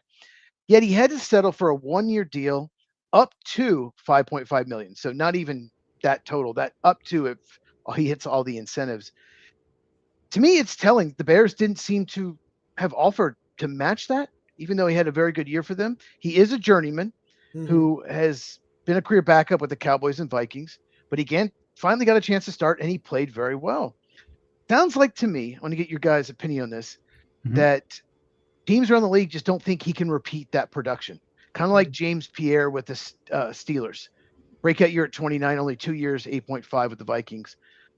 Considering, he just hasn't been very good at all or even had a chance before then. Do you guys agree? Is that why he had such a small contract? Because people were projecting he'd get way more in a multi-year deal. I do. I agree. I think there's something going on in camps that he's doing. Maybe small percentage that maybe he doesn't practice well, but plays the game well. I'm not saying he's Derek Thomas or something that was notorious for skipping practice and whatnot. But he had that kind of talent, so it didn't matter. Right. So he had that talent. So, you just kind of let it slide.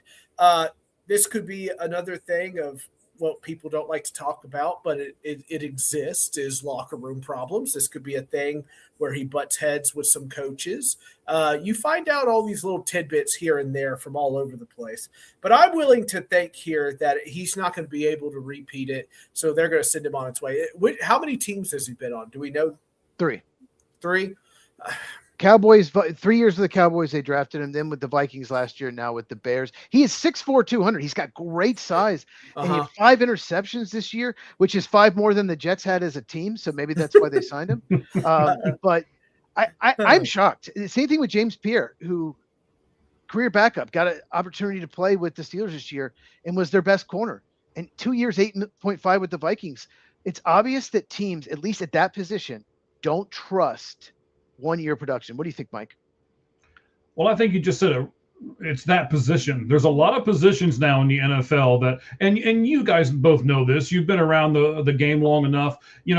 How many years ago did we value running backs? And they were the most important thing on the field. We'd go out and get one big, huge guy.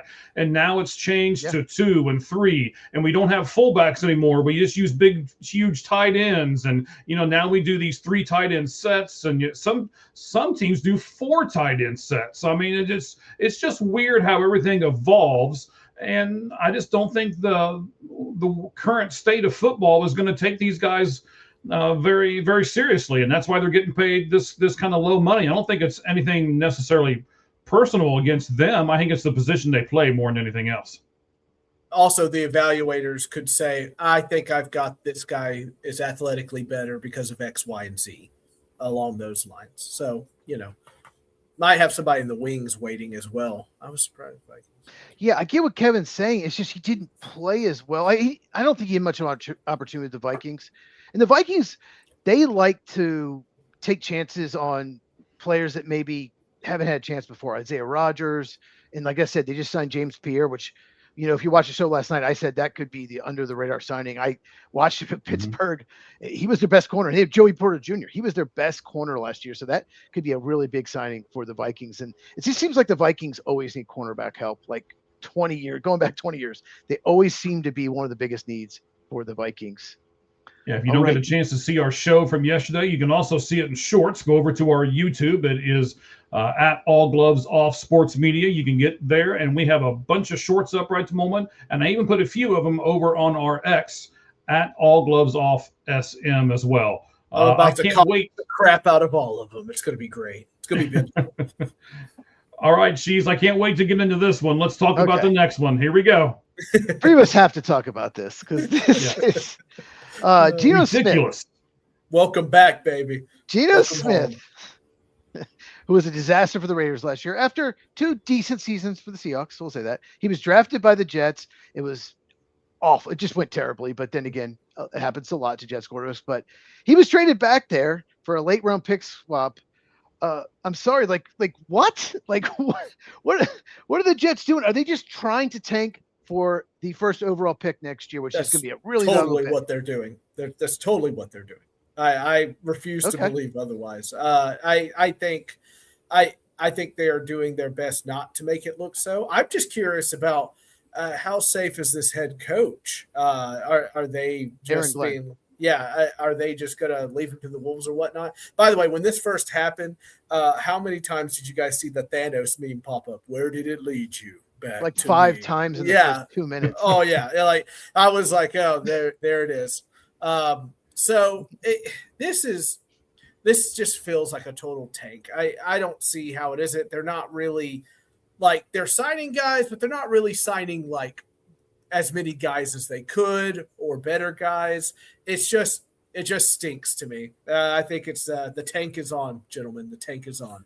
I have to disagree with you because they just signed a whole bunch of veterans the day before, and now all of a sudden they go out and trade for Geno Smith. This is either the Jets, this being the Jets, because this, Cheese, I don't know about you, but this doesn't make any sense to me whatsoever. If they would have done it the opposite way, maybe, okay, so we signed a terrible quarterback, and now we're going to try to cover it up by getting some other veterans in here. But they did it the opposite way. They signed the veterans first, and then they went out and got a quarter of a quarterback in Geno Smith. So I'm not sure if they're tanking or not. I just don't think they're run very well. Their organization is just not a good organization. I think you could have signed better veterans than what they signed, personally. I also think that if they were really trying, they would try to go after a Kyler Murray or something along those lines. He's not going there. But he's not going there. Right. No. So I think just the tank is on. They'll say that's not happening. Maybe they'll get close to winning the last game where they need to lose, and they'll pull a Lovie Smith in Tampa, where he took out the first string quarterback and put in the third string quarterback the last play of the game. Genius. Oh, Kevin. Great comment by Kevin. Yeah, that's pretty much it. So I don't think here's what I think is going on. I think it's a combination of both of what you guys are saying. So I think they aren't going to get a quarterback to sign with them, so they have to trade for someone. And they have to get somebody out there. They're going to move on from Justin Fields, and you have to have some kind of quarterback for your team. And he was awful for the Raiders. It's probably not going to go well with the Jets. But at the same time, Aaron Glenn's got to be like, look, the defense, we traded away our 2 best defensive players in the middle of the season, Quinnen Williams, Sauce Gardner. You got to give me bodies. I get it. You want to tank, but if our defense is the worst in the NFL, laughing stock, every Jets fan, everyone in the media is going to call for my job because I'm a defensive coach. Right. A successful defensive coach who was very good with the Lions. He had some unbelievable game plans down this stretch the last year he was there. And he said, we got to at least give me bodies. Give me bodies. We have money to spend. Give me some veteran defensive players. And you mentioned that, yeah, maybe some of these guys weren't the best players, but they're bodies. They're veterans. They're bodies. A lot of them are good locker room guys, like Demario Davis. So at least the defense won't be horrible. So I think they're kind of soft tanking. At the same time, we have to look like we're trying to improve the defense because it was abysmal after we made those trades last year. But yeah, I fully expect them to try to do as much as they can to lose as many games as possible. But Aaron Glenn doesn't want to be the full blame, is what I'm thinking. Yeah, the fall guy. I don't want him to be the fall guy because I like him. I really do. I would hate for somebody just to be there just to get. And I can't put it past the Jets, unfortunately. I just can't. So, what do you think about this, Mike? Mm-hmm. Go ahead. There's a quarterback in Cincinnati that doesn't always stay healthy, so needs a backup. Justin Fields back to Ohio, backing up Joe Burrow. What do you think? Can you imagine Justin Fields' arm with those receivers? And then he can rebuild, maybe, rebuild his, what's the term? Confidence? Stock? Mojo? Rebuild his, all of those. Rebuild his stock. Swagger? If Burrow, Burrow's going to miss 4 or 5 games, he probably will. And then he plays amazing. Feng Shui? He's got those great receivers. Then he rebuilt his stock, and maybe he can get a starting job the next year again. Because, he went to the Jets, but I don't know if Justin Fields is that bad. He probably isn't. He was Jets quarterback. Of course he didn't play well. So, what do you think about that, Mike? I like the idea, to be very honest with you. If he can't do anything with the offense that the Bengals have, then he'll never get another starting job he probably won't get another backup job for the rest of his career. But I would say, come back to Ohio, like you said, of course, Ohio State graduate. Come back to the city where you, at least a state where you did well in your college career. Maybe that'll help him out some. I'm sure he'll have friends and family and stuff like that around him that will, tell him how great he is, even if he's not, and stuff like that. Blow his ego up a little bit. And more than likely, like you said, he's not going to have to be the guy.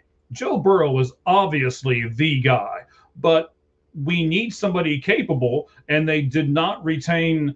That was a problem last year. It's been a problem. Yeah. Last year, Yeah. they did not have a capable backup to keep them in it.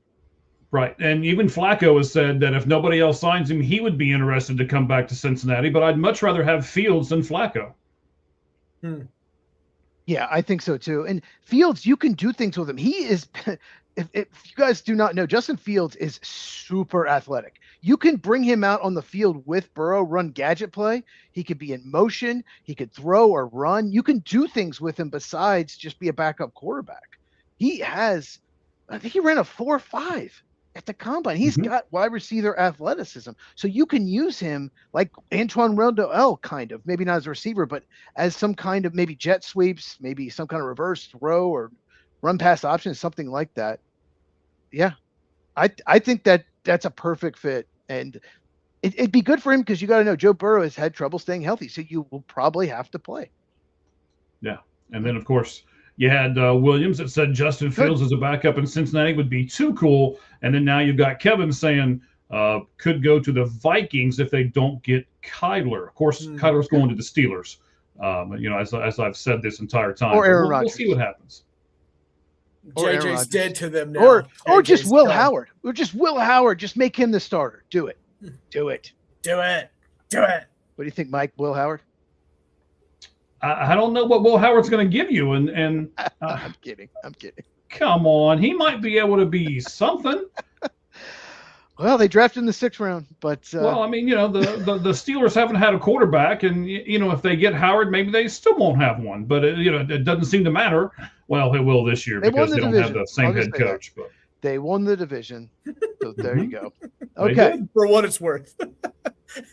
For what it's worth, the most disappointing division in football. Okay, next topic. We're going to talk about some free agents. This is a little surprising to me. I want to get you guys' take on this. Neither of the two big free agent left tackles have signed. Taylor Decker of the Lions, he is 33 years old, and Rasheed Walker of the Packers, who is 26. So why do you think, we'll start with Mr. First Down. Why do you think that is that they have not signed yet?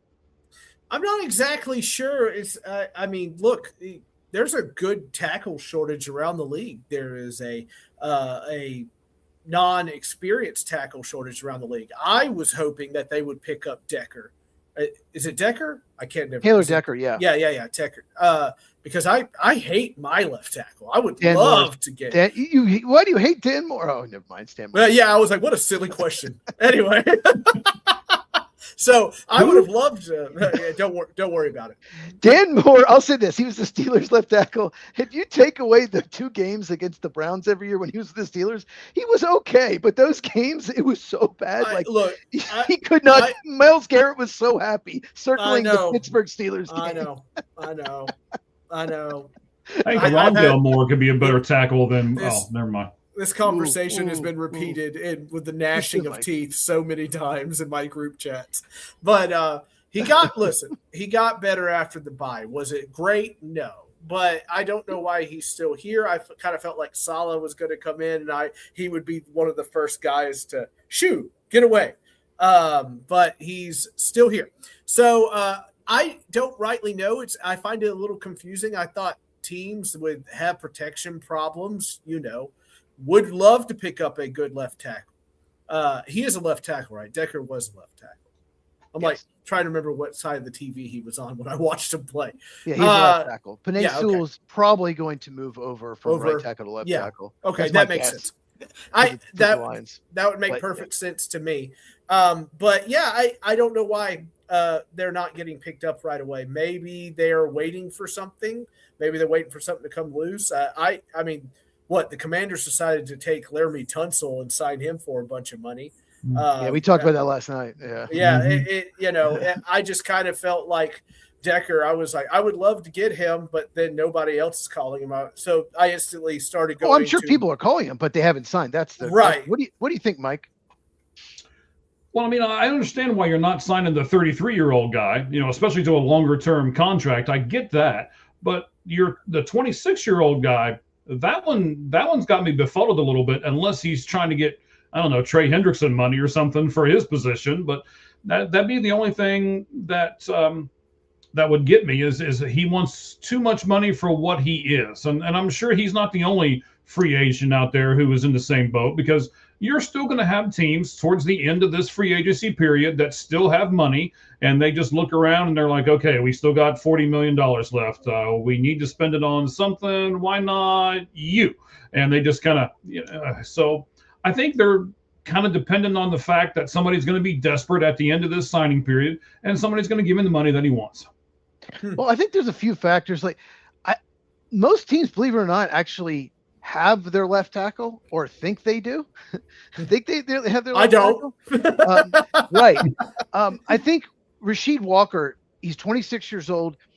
He's not coming off the best year, and he's just terrible run blocker. He's a good pass blocker, not great. A couple of years ago, he was really good pass blocker. He's just not a great run blocker. That could be hurting him. Taylor Decker is 33. When he's healthy, he's good. He just has trouble staying healthy. Mm-hmm. But there's a couple teams that I think would just make a lot of sense. I did a video about the Patriots. How Will Campbell should play guard, but I'm not even going to bring that up. You can check it out on my channel. But I don't know if Josh Simmons would play right tackle. I don't know if he'd move for the Chiefs from left tackle to right tackle. But the Chiefs have had offensive line issues for years. If you do that and you sign Taylor Decker or Rasheed Walker, you've upgraded two spots. You've upgraded left tackle and made, like Josh Simmons, right tackle. They just released Jawan Taylor. I think that would be a good fit. But also Pittsburgh Steelers, you bring it up right here, Welder's Fence. Before we get into your question, Broderick Jones is awful. Broderick Jones is not a good left tackle. He's a first-round bust. Let's be honest. It's been 3 years. He's not good. He's not going to be good.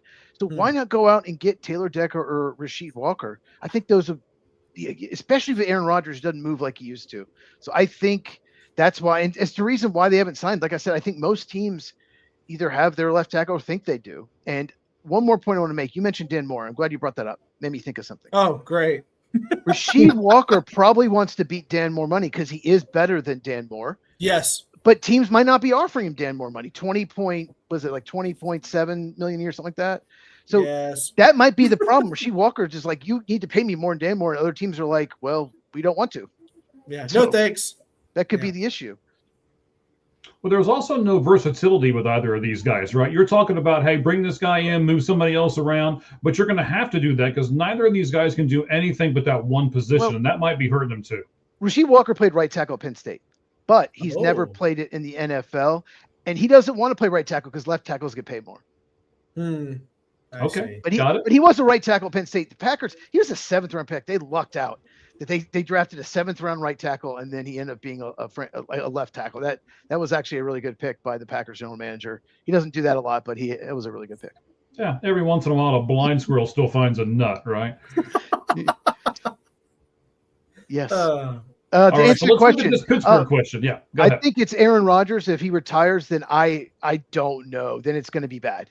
I don't think there's going to be mock drafts that haven't taken Ty Simpson. I don't see that happening. I think they could draft a quarterback, maybe late round, like Will Howell last year. But I think they're going to try to convince Rodgers to come back. If not, maybe Kirk Cousins. Say hello to Will Levis, everybody. Your new quarterback in Pittsburgh. Come on, you just want him off the team. You just darn right I do. Give me that 6th-round draft pick. I'm going to throw another name out there, and this is crazy. Carson Wentz. Oh, I don't know.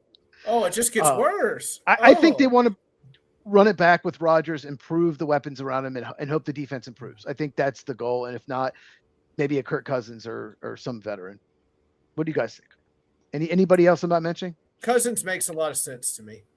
It makes a lot of sense. I think that would probably be preferable. Actually, that's preferable, but I imagine they would like Aaron Rodgers to come back would be the first choice there. But yeah, that would make sense to me. I'm still sticking with Kyler Murray. Kyler Murray will be the quarterback in Pittsburgh. If they go after one more like weapon on offense, then he might decide to go there instead of Minnesota. I love the Michael Pittman trade, right? He's a true X receiver. See, DK Metcalf was not that X receiver. He's a size speed guy. So he's not that X receiver. He got that Michael Pittman. The one thing that that offense needs, defense. The one thing is they need a yards after catch guy, slot guy that can get yards after catch. Because Rodgers can get rid of it quick. If someone can get open quick and is just a yak guy, yards after catch, then that offense could be really good. Because I really like Jalen Warren. Need a left tackle, but maybe KC Concepcion in the draft. Maybe. I think that'd be a great fit. But if you get one more weapon, I could absolutely see Kyler Murray maybe going to Pittsburgh. But you don't think Kyler Murray is going to stay out there long enough to see what everybody's going to get in the draft, do you? Is he going to stay out there that long? I think he's going to up in Minnesota. I think it's pretty much a foregone conclusion. And Kevin just wants Wentz gone, and I get that. I wanted Levis gone. Kevin wants Wentz gone. We all want things. Hey, Hellman's Mayonnaise thinks Levis is going to be good because he keeps being in their commercials. Well, but Mr. First Down, do you think Kyler Murray is a foregone conclusion, Vikings? Do you agree? I agree. I don't see anybody else. I think it makes perfect sense to me, unless they want to do something wacky and run it back with Cousins. But I don't think so. I think Kyler Murray is the guy. Mike wants him to go to the Steelers. I think that's a good spot for him. I don't want him. I wanted him to stay with Arizona, but that's never going to happen. So I was kind of shocked they let him go. I really was. They haven't officially yet, but it's coming. Yeah, it coming down the pipe for sure. Okay, Mike, you ready? Yes. What if the Bengals do this? I got to pull this up. Oh, here we go. So Orlando Brown is the left tackle of the Cincinnati Bengals, right? Correct. Okay. Yes. He's okay. He's okay. He's all right. He's all right. Yeah. They could save $14.2 million in cap by cutting him. Why not go after Rasheed Walker? Younger, you can not. The cap situation will be about the same because even if you sign him a 4-year deal worth like $22 million a year, like 4 years, 88, the cap number this year wouldn't be more than $14 million because it's usually backloaded. So why not upgrade the position, release Orlando Brown, and go after Rasheed Walker? Why not? I think, and you still have all this cap room. What do you think about that, Mike? That's actually a really good idea from you. Can you get in touch with Mr. Brown, please? And yeah, I mean, like you said, Orlando's nothing special. Expensive, isn't he? Yes. See if you can convince him to actually, spend some of that money that he's sitting on. Good luck. Right. Good luck. But yeah, I like the move. But you and I both know they're never going to do that. They can't see anything that far ahead. You have to keep Joe Burrow healthy, and he's a better pass blocker than Orlando Brown. Now he's going to run blocker, but he's a better pass blocker. You have to keep Joe Burrow upright. So they just don't. For some reason, the Bengals just think we can be mediocre in the offensive line. It's okay. For some reason, they just won't upgrade it, and I don't understand it. They're not the only team that feels that way, but they're the only team with a superstar quarterback that keeps getting hurt, and they don't learn year after year after year why he keeps getting hurt. I mean, it's stupidity, right? Doing the same thing over and over again and wanting a different result. It's just not going to happen. And imagine winning 7 to 9 games with no defense and no offensive line, but they still do. Because they're so amazing at other stuff, at quarterback, at wide receiver. Because they're so amazing at that. Zach Taylor survives again. Yeah. Okay. Trey Hendrickson has not found a home yet. Yep. Who wants to go first? What is your theory and why? Who wants to go first? I could go. Trey Go Hendrickson. Okay. Trey Hendrickson. My theory is, we had our insider, but unfortunately he was cut off. What was the guy with the dog picture on Twitter? You remember who I'm talking about? Ricky Scoops. Ricky Scoops was dropping mad knowledge beforehand. And the last thing he said before he was shut down by the shadowy league figures was that he was going to go to the Cowboys. So I don't know if that's true. Ricky Scoops has been very good as of recently until he was, he left us. He left us. And But Trey Hendrickson to the Cowboys makes sense to me. But now all this has happened, I see him in a Ravens uniform. That's what I think. Okay. What do you think, Mike? I mean, I know you keep telling me that they can't do it because of the cap, and you know, I'm still going to stick with it. I want him to go to Detroit. Consistency is important. Consistency. I do not want that. I'm sure you don't want that, being a Packers fan, but I want him to chase a ring. I want him to get something, and I think that's what he's kind of after right at the moment. But I'm also not sure if he can get it with Baltimore. And now I think that's where he's going to go. I think they've just lost too much. I'm not even sure if they can win this division this year. So here's the thing with Trey Hendrickson. We kind of mentioned it earlier, but he could not agree to terms with the Bengals. I think he wants more than $30 million a year. I don't think he wants 36, 38. Both Parsons and Myles Garrett makes over 40, but I think he wants to beat Jalen Phillips, 4 years, 120. He wants more than $30 million a year. And he's coming off a game. He played 7 games. He had an injury and he's 31 years old. And a lot of teams are saying I'm sure he's getting 2 years, 52 million, 26 a year, something like that. 2 years, 54 million, but he probably wants 4-year deal and he probably wants more than Jalen Phillips. And that's the holdup. So he's going to probably wait till he gets the right offer. Although like I said, I saw the report that he's expected to make his decision tomorrow. That was the Diana Rossini, whatever her name is.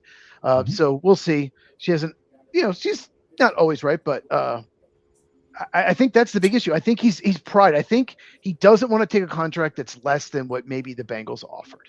I think it's a pride thing. Yeah, I'm not saying it's not. I just, there's two things with me and Hendrickson. I'm rooting for him, and because I'm rooting for him, he's going to have to go to just a handful of teams to get what I want him to get, and I'm just not sure if he's going to do it or not. He may just hold out and get nothing but money, but I hope not. Well, I also think he wants to go to contender too. It sounds like having your cake and eating it too. Yeah, I think he wants to win. I mean, he's mentioned that before. Like I think he really wants to win a ring, and he's not. Came a little like was he on the Bengals when they went to the Super Bowl? I can't remember. Might have been his first year there, but I don't think so. I think he was still with might have the been on the Saints. Okay, might have been on the Saints. So yeah, we'll see what happens. If Baltimore signs him tomorrow, then I wouldn't be surprised if the Raiders file some kind of complaint. Yeah, I think so too. But you guys don't think he can win in Cincinnati? I mean, especially now you've got their new signee on one side and you got him on the other side. But he's not going back there. He already did farewell. He's checked out. Yeah, but do I think he can? If he does go back to Cincinnati, holy crap! Like all of a sudden, they have 2 legit edge rushers, 2 of the best 25 probably edge rushers in the NFL. That would be amazing for the defense. They have DJ Turner, Dax Hill stay healthy. They signed a Brian Cook. So, yeah, their defense would be improved, and they trade up and they make a trade with somebody's team at number 4 and get Caleb Downs, and here we go. What if Caleb Downs falls? Who's trading at number 4? Can you imagine? We're going to talk about that in a second. Actually, we will. Can you imagine Caleb Downs falling to 10, Brian Cook and Caleb Downs together? What that safety tandem would do for that defense? It would completely change the entire defense. Look what Nick Emenworry and Kobe Bryant and Julian Love did for the Seahawks.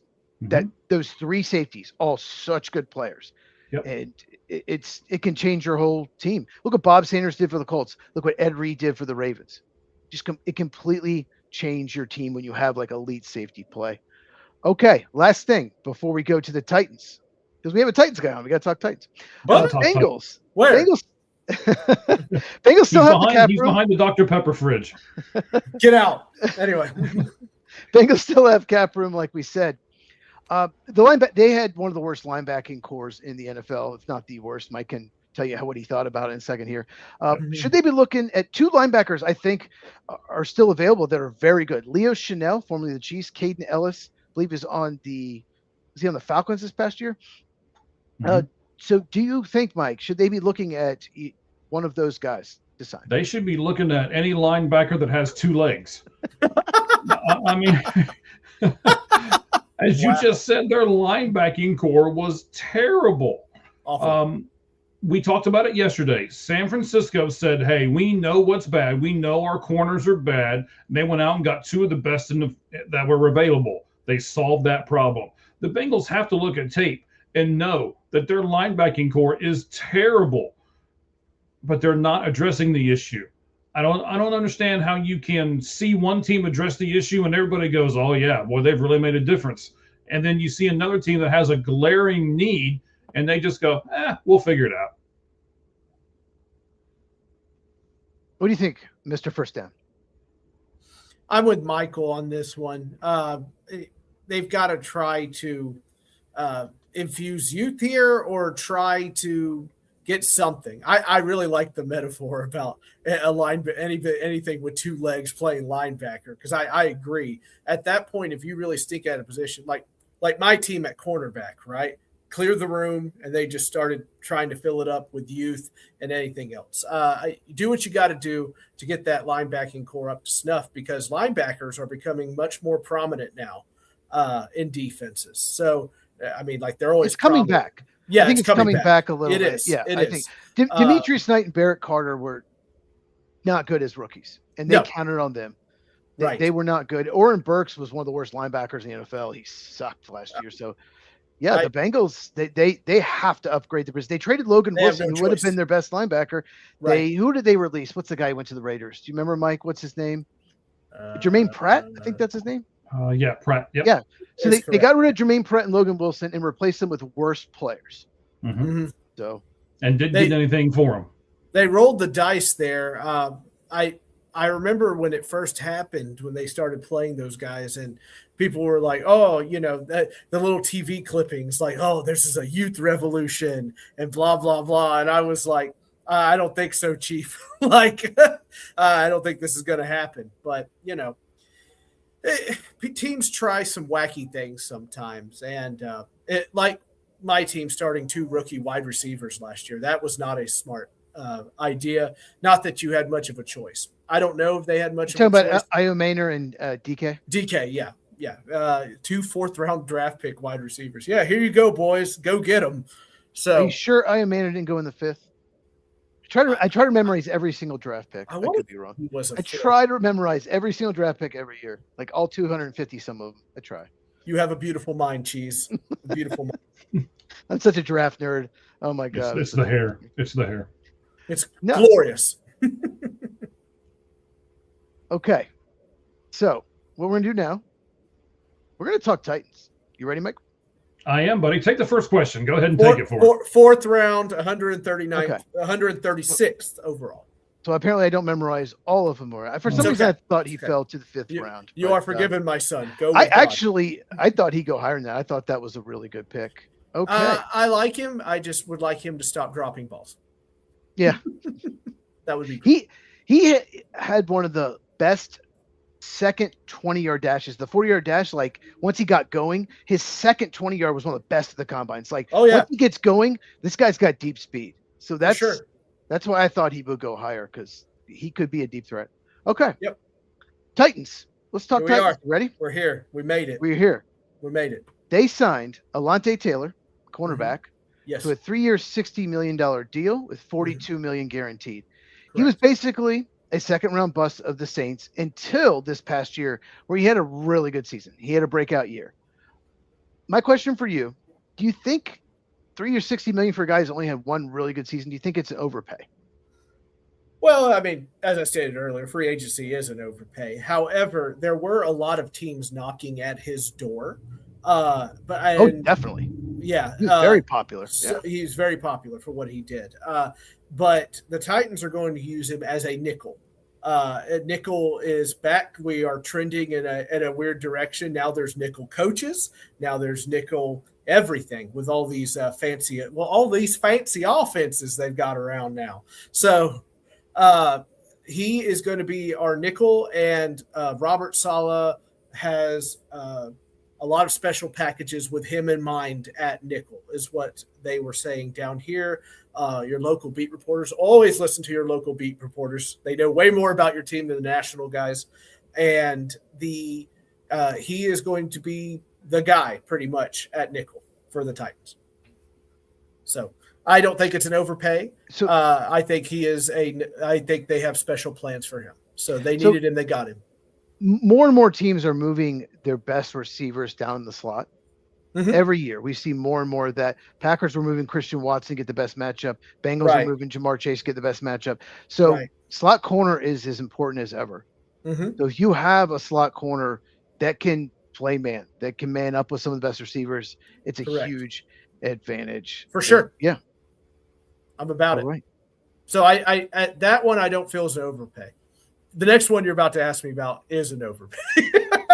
We talked about last night. Mike asked me what my biggest, questionable move. I can't remember how he worded it, but I did say Wan'Dale Robinson. So actually, it says here 478, but I actually saw 4 years 70. 78 was actually the first report, but 8 million. No, 9 million of that is incentivized. By the way, okay, just FYI.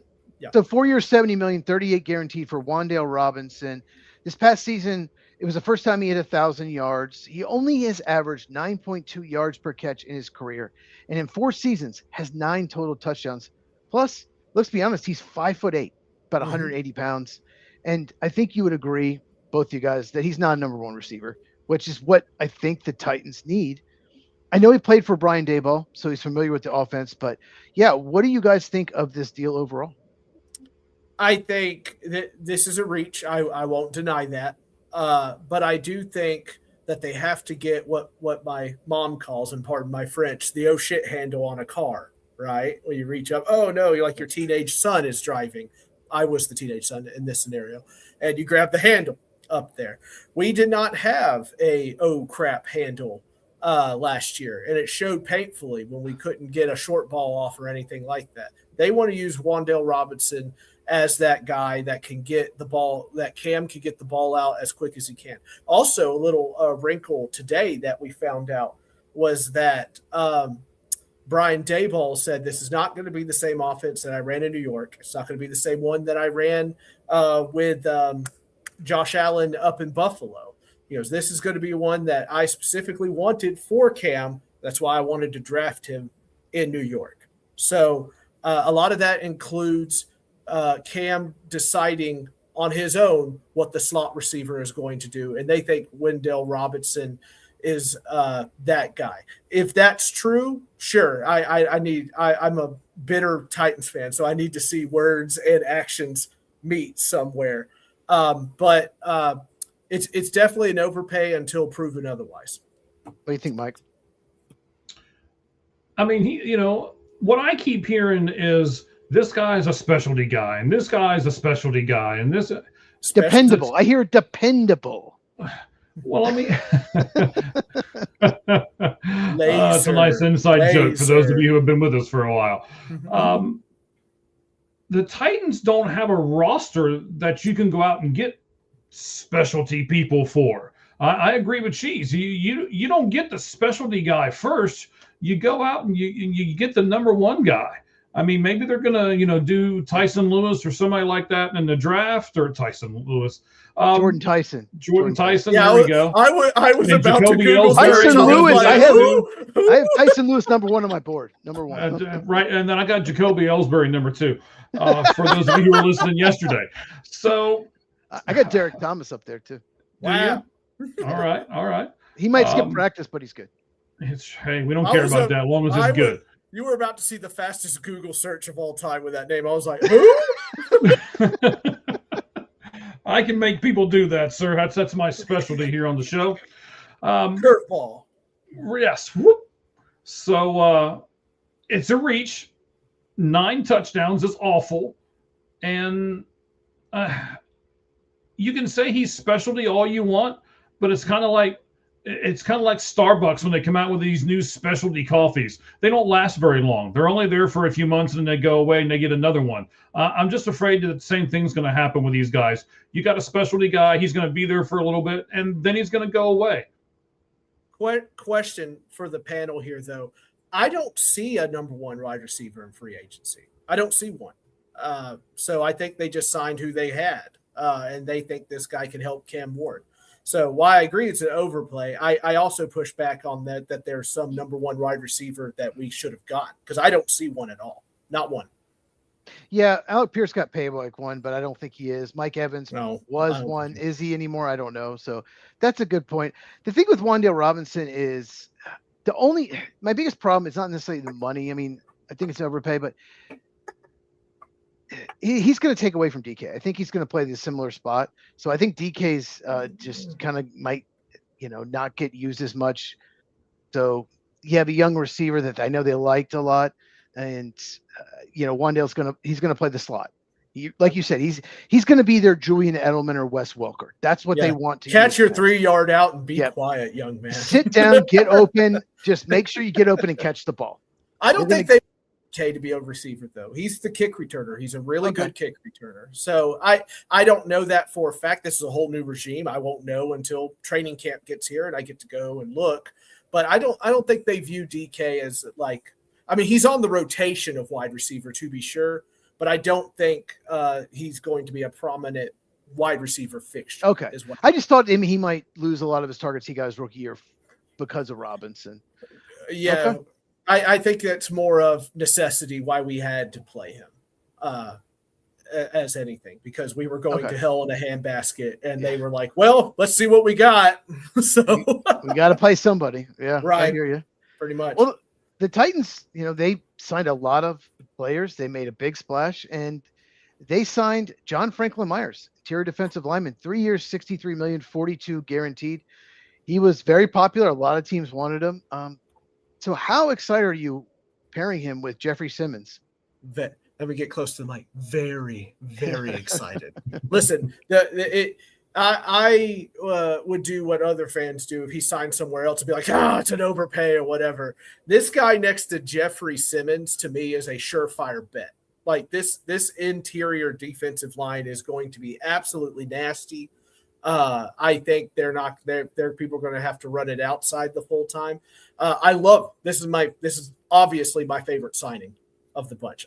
To be fair, though, I also love defensive line. I've watched film on defensive line. I've actually watched film with the Titans' old defensive line coach. And that was a very humbling experience because I had no idea what I was looking at for the most part. What's wrong with this picture, Sam? He's going too early. Wrong. His feet are shaped weird or pointed the wrong direction. Oh, okay. Yeah, what do I know? I think this is a terrific pickup. I'm happy that we have him. And him next to Big Jeff, I don't think you can go wrong with that. I don't. What do you think, Mike? I think it's true. I mean, don't get me wrong. It's still an overpay. An overpay is still an overpay. But it's a position of need, and it's going to be a dominant spot for them. So I guess sometimes, especially if you're we'll call them, they won 3 games last year, ladies and gentlemen. So they're a bottom team in the NFL. So sometimes the bottom teams have to pay more just to get the guy to come in. I said it yesterday. Yeah. If you're gonna overpay, you may as well get somebody of strength and something that can go with what you've already got. So thank you. Well, here's the thing. I know Robert Saleh. I know his defenses. He likes everyone on the defensive line to be able to rush the passer. He wants everyone to be athletic. He doesn't care as necessarily about size. He wants everyone to be able to rush the passer. Right. And so when he took the head coaching job, my first thought was DeAndre Sweat is going to he's going to get traded. What? 360-pound nose tackle is not the guy that showed up overweight for 2 years straight is going to get knocked out. What? Yeah, so he was traded to the Jets, and they got Jermaine Johnson. I think it's an edge rusher out of it. I think it's a good move for both teams. I think the Jets really, wanted a nose tackle, but yeah, that's my first thought. But yeah, so this is such a Robert Saleh move. Jeffrey Simmons, a perfect fit. JFM, John Franklin Myers. It's just, this is exactly the kind of defense that Robert Saleh wants to run. I'm about it. This was my favorite one. Like I said, I love my team or whatnot, but Sam, the person, loves defensive line. So I'm about good defensive line play. And I think we're going to see it, especially in the interior. Cool. Mike, do you want to run the rest of the Titans questions? Sure. We can pick up. We got. I'll miss you, Cheese. I'll miss you. No, I'm still here, but oh no, he ain't going anywhere. It's not the same, Cheese. It's not the same. Anyway, some of the stuff coming up is actually stuff Mike wrote. I wrote some. Okay. All right. Cool. All right. Yeah. Mike has a little talent. I mean, not much, but a little, for God's sake. You've got a we great both voice, wrote this show. We both wrote about half the football stuff. I got you. All right. See, never having Sam on again. Okay. Yeah. It's been fun, Mike. I'll miss you, Cheese. I'll miss you. Tell my story. Okay. So the Titans on offense have quarterbacks Ward, Trubisky, Levis, running backs Pollard and Spears, wide receiver Ridley, Robinson, Dyke. Help me with this one. DK. Yeah. I said Dyke a bunch, and the people were very mad at me on a podcast. It was rough. It's Io Maynard, Mike. Yeah. And they got tight ends Helm and Bellinger. Yeah. Do you see all of these players making it to the first regular season game, Mr. First Down? I mean, I have no reason to suspect. No, I'm sorry. I don't think Ridley's going to make it. Ridley has been nothing but a bad wide receiver here. He has dropped passes. He has been injured. When they talked to him after the game in the locker room, he said, "Yeah, my head wasn't in the game today." Shrug. That's not good enough. And Mike Borgonzi, who we lovingly call Borgo, our new GM, who is de facto head of football operations now, I don't think he's going to stand for that. It's one reason I'm a little dubious about this draft and moving out of 4. Maybe they think the wide receiver from Ohio State's the answer there or something. But I don't think they like Calvin. I don't think Borgo likes Calvin Ridley. Now, the interesting fact to that was who was the offensive coordinator with Alabama when Calvin Ridley was there? Brian Daboll. Does Brian Daboll make the case to Borgo and company that like a girlfriend that keeps going back to a bad boyfriend, I can fix him, I swear, something along those lines? I could change him. I could change him. Yeah, he's just misunderstood or whatnot. That's the question I've been bobbing around in my head. I still am leaning towards he's gone. And by the way, if he's gone, that's $13 million added to your cap this year. Of your already they'll save $13 million. They'll save $13 million. Save $13 million. What about signing Juwan Jennings, letting him go and maybe going after a possession receiver like Juwan Jennings? Totally fine with Cam Ward and Juwan Jennings. I think they work well together. Oh yeah, MTSU's own Juwan Jennings. Everybody, Middle Tennessee State University Blue Raiders. Mm-hmm. Yes, I love Juwan Jennings. I would love for him to come here. We are fresh out of patience with Ridley down here, especially in the fan base. If you are listening to Nashville Sports Radio, the first call when they opened up the phones for Titans is, can we please get rid of Calvin Ridley now? So I think he's gone. I'm ready to move on from this relationship and find a brand new girl who's going to treat me right. So send Ridley on his way, please. Give me Juwan Jennings. Anybody, give me Cheese. Go run routes. There was games where it looked like Ridley checked out. He's totally checked out. I remember Cam Ward's frustration when he threw a 50-yard bomb and it hit him and he just dropped it. And I just see Cam Ward smacking his hand against his glove over and over, losing his mind. The number one thing you needed to do to help your rookie quarterback, and you just can't do it.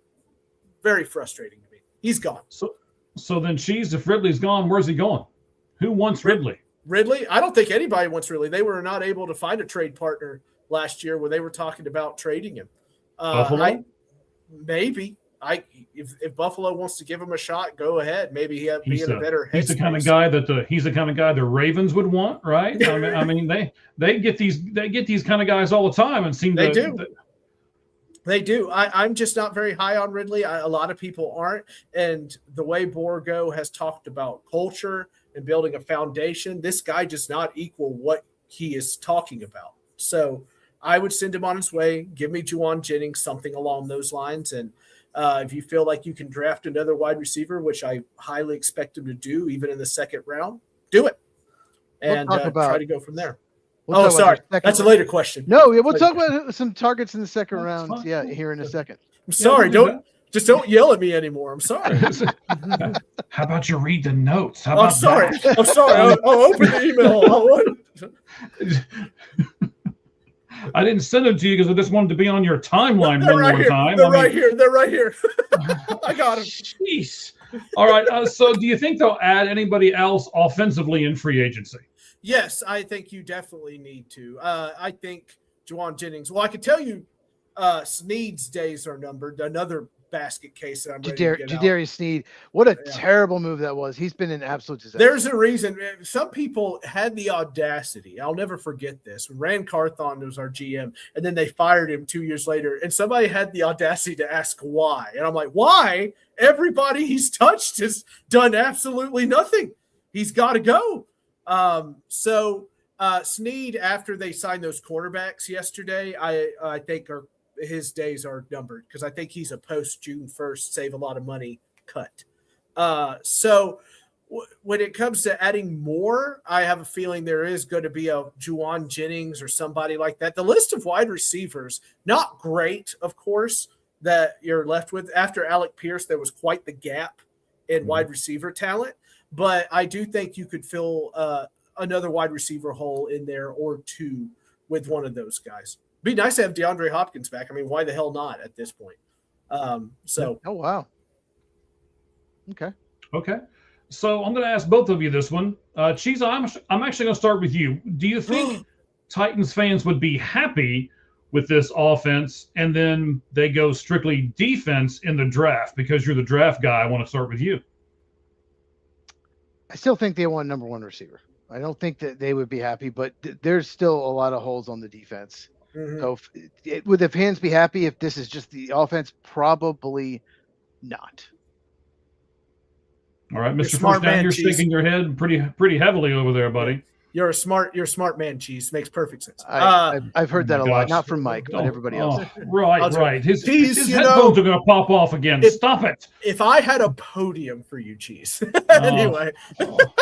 It would be bright yellow and holes. I would take you to the Parthenon down in Nashville, the life-size Parthenon that we have, and I'd put you right in the middle of it and just have everybody go, this is Cheese. He's a smart draft guy. Why don't you guys just get a room?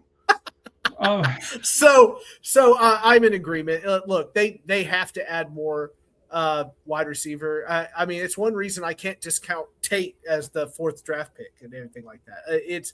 They've got to add more on this offense. There's no way they're done. There's no way you can convince me that you're trying to help your young quarterback achieve in this league with what you have right now. You need more, and I strongly believe they're going to get more. If not, I'm going to be very, very upset. But I don't think that's going to happen.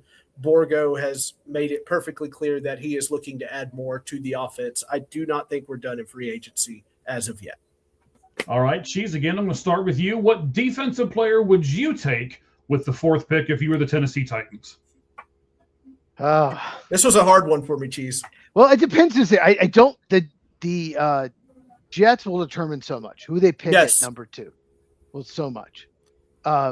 If I were the Titans, believe it or not, I'm taking – if he's there, I'm taking Sonny Styles. He's just – Sonny Styles reminds me of Brian Urlacher. There's so many comparisons. And I just think you just have a chance to get a Hall of Fame caliber talent at linebacker. I'm not saying he'll be a Hall of Famer, but I'm just saying – No, I get it. I just – was it Cody Barton's the starting middle linebacker, I believe? Cedric Gray replaced him. Cedric did fine. Got second in the league in tackles. So Cedric did a good job. No, Cedric's a good player. You could maybe move him to weak side linebacker. You could. You could. They've talked about that. So I like David Bailey and Ruben Bain. I just don't maybe like them quite as much as consensus. I absolutely love Sonny Styles. Mike knows. I just think I think Arizona should take. I think Arizona should take him at 3. So that's who I would. Me too, though. I do too. Yeah, I mean, come on. That combine film was glorious, record-setting, and you really don't get a lot of those guys or whatever. I'm with you though. I'm not very high on Bain, and no, it's not because of the hands or whatnot. Whatever. I worry about consistency with Bain. I also worry about consistency with Bailey, though. I love that first step he has. That first step Bailey has is one of the most beautiful things I've ever seen. Reese is going to be gone, by my opinion. Reese would be. I think The Reese Jets. is. Yeah, I think he's going to the Jets too right now. We'll see if it changes, but I agree. I think he is. Reese is the most fundamentally sound guy there. I think he is ready to go. But Sonny Styles makes perfect sense to me. If you're going to go defense, athletic freak, you've got Robert Saleh, who is known for picking up these young defensive guys and putting them up on a higher level. I would love that. Sign me up. Put me in, coach. I'm ready to play today. All right, John Fogerty. You're welcome. So, Cheese, we're gonna have a little bit of a fun time here for a second. I was already reworded having this a fun question. time. Come on, guys. Yes. I reworded this question. Cheese didn't like how I reworded it. That's so now not the email. So now I'm going to give him the ultimate in control. I'm going to be the Bengals GM. Mr. First Down is going to be the Titans GM. And you are going to tell us what we're going to have to trade back and forth for me as the Bengals GM to jump up to number 4 and see if Mr. First Down is okay going down to 10. What would that take, Cheese? So if I'm moving from 4 to 10 on the Titans, I'm going to ask for a 1 next year. Probably not going to get it, but that's what I'm going to ask for. But maybe 2 seconds, maybe a second this year, a second next year. That's what I'm going to need to do.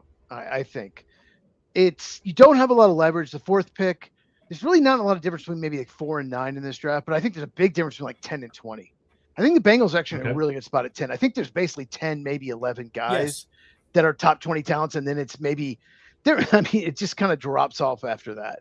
Like, one of the reasons I think the Ravens were willing to trade the 14th pick, the Raiders, is like, we might have a second round talent to pick 14.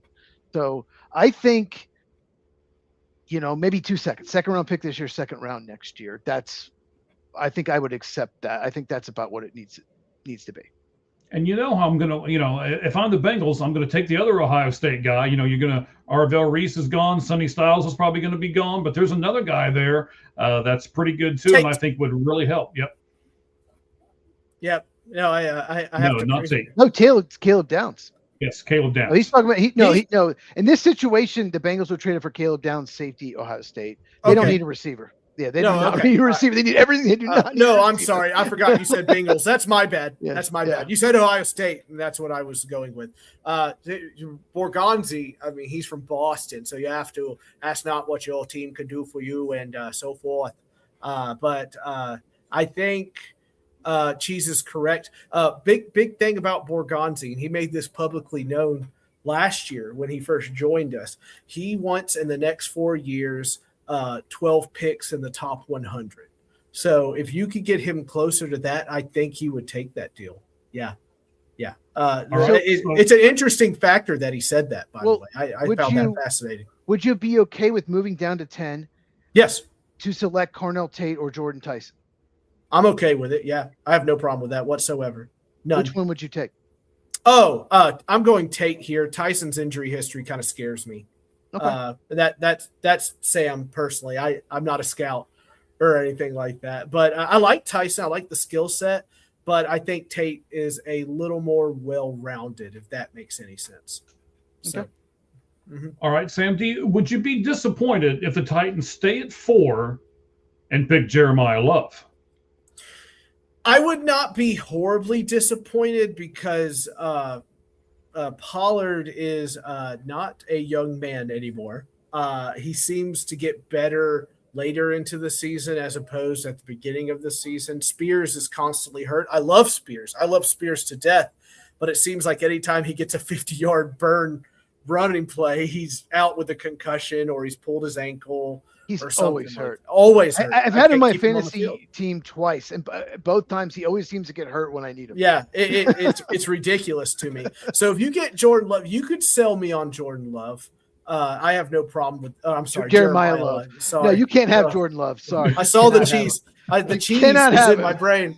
Get out of my head, cheese. But anyway, Jeremiah Love. Yeah, you could sell me on that. I wouldn't hate it.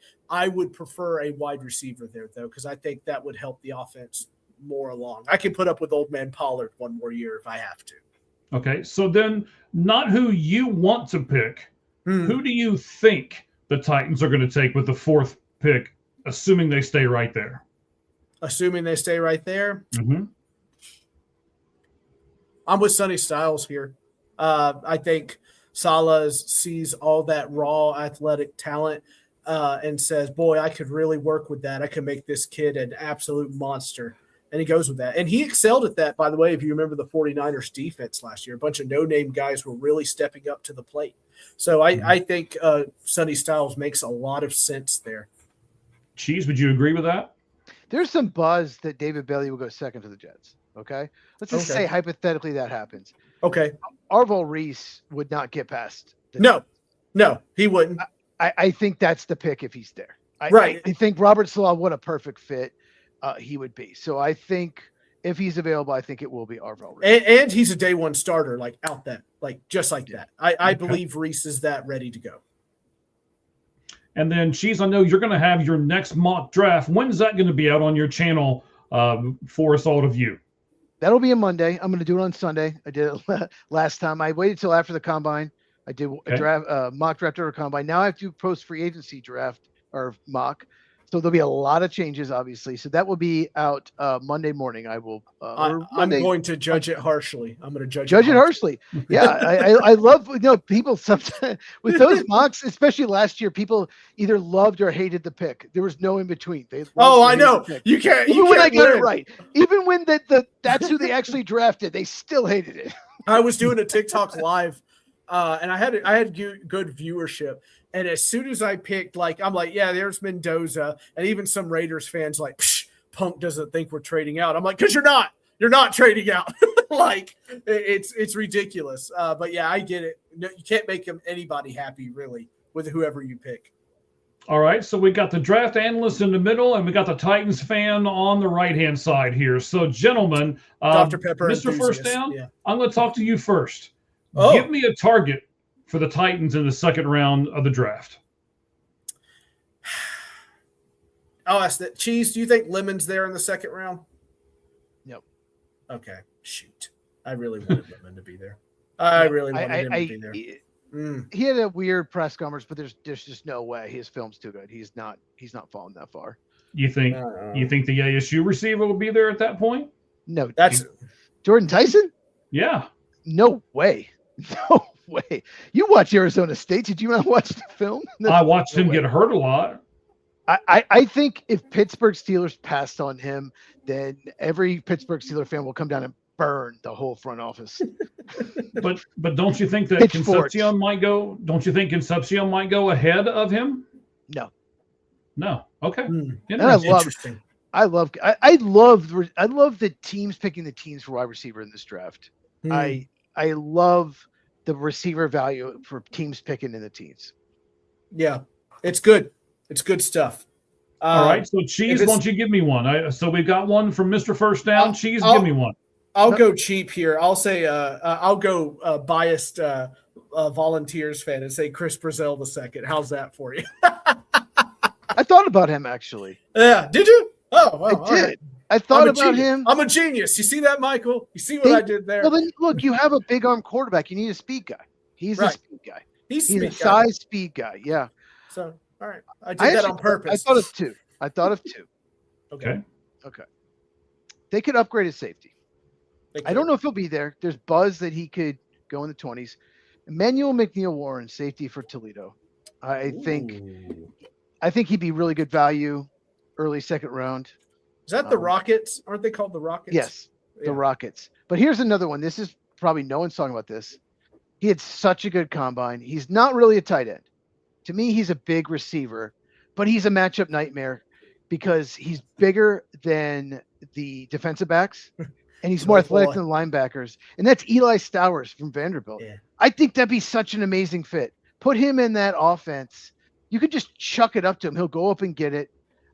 He jumped out of this world. He's got so much explosiveness. So yeah, Eli Stowers, I think he will go early second round. I think that'd be a great fit for the Titans. I'm okay with it, even though it's Vanderbilt. Anyway, so forth. And are you a Vols fan? Yes, sir. I was born in Knoxville. My dad was in UT Law School when I came along. I was what you call an accident. That explains so much. A baby born in law school? Yeah, it's an accident. Okay. I spent most of my life in Tennessee in Chattanooga, so I'm a Vols fan. I'm a Vols fan as well. Yeah, get a room, you two. Jiminy, this is great. Okay. Tennessee's my college team. So boom. Yes. Good. The Chris Brazzell Tennessee connection, that makes sense. I would. So maybe we're a little biased. Maybe just a bit. A smidge. Looking for my gun. Is there a gun? I'm just no. We're both picking Tennessee guys, Tennessee schools to stay in Tennessee. I think it's a good thing. What? Yeah, what's wrong with that? What was that? We're gonna see Michael's feet like going back and forth across the camera here in a second. Let me try to find another player. Departed. There you go. Colton Hood, Tennessee corner. There you go. Tennessee Colton Hood. He could go there. We'll turn this orange two-tone blue. That's what we'll do.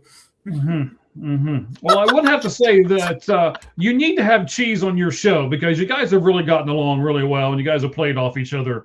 I want to be on your show, Michael. I want to be on your show, Michael. Let me on your show. You already are, sir. You already are. I mean, you're dragging us down already. So I mean, this isn't Cheese show. Oh, no, this is your show. This is Mike started this. This is Mike's baby. I got you. I was just trying to be difficult. Oh, okay. That's fine. Okay, that's not a problem. I know where you live. Okay. All right. So we only got a couple more things here, and then we'll get to this here. So next to last question, Mr. First Down, give me your stuff one more time. Where are you at on YouTube? Where are you at on Twitter? Tell me what days of the week you are on so that we can listen to you more. Ladies and gentlemen, Fanboys Unleashed is ready to talk NFL football with you all year round, even the hypothetical top 10 list that you're doing way too early. And we are ready to do it. We are ready for you to be in chat. I go on TikTok Live usually Monday, Wednesday, and Friday. Fanboys Unleashed podcast, I usually do it on Saturday. I did one on Monday because I forgot to do one last week. You know, children and stuff. Gross. Nasty children. Anyway, so children have kids. They're a great blessing, but asterisk. They'll keep you from doing what you love because you got to do father stuff. Yeah, because I have, Daddy, I love you. That's great. Go to bed. Anyway, so, but no, seriously. We're having a lot of fun doing the TikTok Live. I get a lot of different fan bases in there. I'm getting a lot of them on my YouTube and such as well. Even the comments they're calling me an idiot or whoever guest I have on an idiot. We like all the banter. So join us. Texans fans. Those are Texans fans. Texans fans. They don't like me either. I live in Houston. Texans fans don't like me because I tell the truth. So they don't like me either. Listen, there are people that just got mad because we went up and left and came to Tennessee. Sorry. So feel free to come talk NFL with me 24/7 around the clock. I'd love to see you in any of the lives. I am Mr. First Down. I am your favorite Titans fan. Let's have ourselves a show. All right, buddy. So your Titans were 29th in passing yards per game last season. Why do you always live in the past, Michael? Always in the past with you. They were, because I need something to base my statistics off of, see? Oh, God, numbers. My greatest weakness. How did you know? So they're 29th in passing. They were 30th in rushing yards, and they were 3-14 overall last season. So do you expect those rushing and passing numbers to improve based on who you signed in free agency? For $200 million plus, yes, they have to improve. No joke. Something's got to be done here, or we're all in trouble. I expect them to improve. I would like a little bit more of a feel for this. I think Robinson's going to catch quite a bit of passes unless the O-line takes a massive leap forward. But they have to improve. Totally. All right. Cheese, do you think they can climb out of the basement in their division next year? Let me out, Cheese. Let me out. It's hot down here. Let me out, Cheese. No, I absolutely not think so. Here's the thing with the division. Jacksonville, 13 wins. They had a very good team. Texans, one of the best defense, if not the best defense in the NFL. They made the playoffs. The Indianapolis Colts, who had the best record in the NFL through 10 games before their quarterback got hurt. The division's brutal. Nothing against the Titans. Sorry, no offense, but they are just not on the level of the other teams. Those other teams are playoff ready, and it's actually not a bad thing. It's not a bad thing. The Cardinals are going through it too, because they are doing a rebuild. They are picking high in the draft. In 2 or 3 years, they're going to be in great shape. You don't want it's just going to be so tough to win the division. You can't compete with these teams right now. But in 2 or 3 years, they might not be as good. They probably won't be, and you might be better. So I still think the Titans are going to be by far the worst team in the division. I think the Colts are going to be the worst team in the division. I don't think they can do it. You're telling me I disagree. No, you think Daniel Jones with a torn Achilles is going to do any better? I don't think they have such a good roster minus the quarterback. They were 9-1 at one point. Okay, minus the quarterback, so they don't have Daniel Jones. And you think half Daniel Jones, who we saw a half Daniel Jones, by the way, he didn't do well. He's got to be able to move. I refuse to believe that somebody that suffered an Achilles injury is just going to come back and everything's hunky-dory. I don't care how good the roster is. Well, I'll say this. To your point, he started playing bad right before he got hurt. No, yeah. Well, kind of. He was already limping around everywhere. I just think the overall roster's just very good. So I get what you're saying. I just think Tennessee, it's a year, at least a year away. I think they're still the worst team in the division, but they did make a lot of moves. So we'll see what happens. And we've seen teams like the Bears and Patriots flip it. We've seen them flip it in 1 year playing a last place schedule. So I could be wrong. I just think the division is just really tough. Thoughts on CJ Stroud? They got to give him an offensive line. I don't know. He just keeps getting worse. I think he's lost confidence. He knows the offensive line can't protect him, and I think he's scared. I think he's just, knowing that he's going to have pressure. I think that's the biggest issue with the Texans. And I have a video coming tomorrow at Football with Cheese, all about the Texans offensive line and why I think they're improved, but at the same time, maybe still not enough. So that is coming tomorrow. All right, Mr. First Down. So just with what the Titans have spent in free agency, by the way, about $270 million. How many more Hide your money, y'all. How many more wins will that get them? 3 last year. Where do you expect this team to be in the upcoming season? With just what we have now? Right. Not counting what you're going to get in the draft or anything else, because we don't know what you're getting in the draft yet. So 3 last year. How many more wins is $270 million going to buy you? You lost about 3 or 4 games by 1 score, and some of it from Callahan's stupidity at head coach. Real quick, the Arizona Cardinals gave you a game too, so just throw it. No, you're 100. Thank you, and you're 100% right. I hate you for bringing it up, but I appreciate it. Mike hates it too that I brought it up. I do. The duality. Nobody hates it more than this guy does. The duality of that. Thank you, Mike. Yes. I that was the downfall of the Arizona Cardinals. So, I think you probably get to 6. With what things are right now, I think 6. I don't think Saleh is going to make the same mistakes that Callahan did. I mean, Callahan literally lost you 3 games.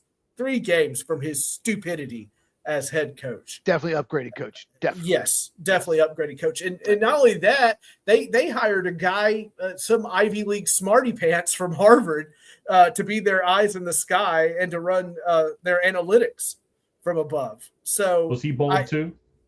No, he has red hair. He's a ginger. Oh, so it's kind of it might as well be a bald guy.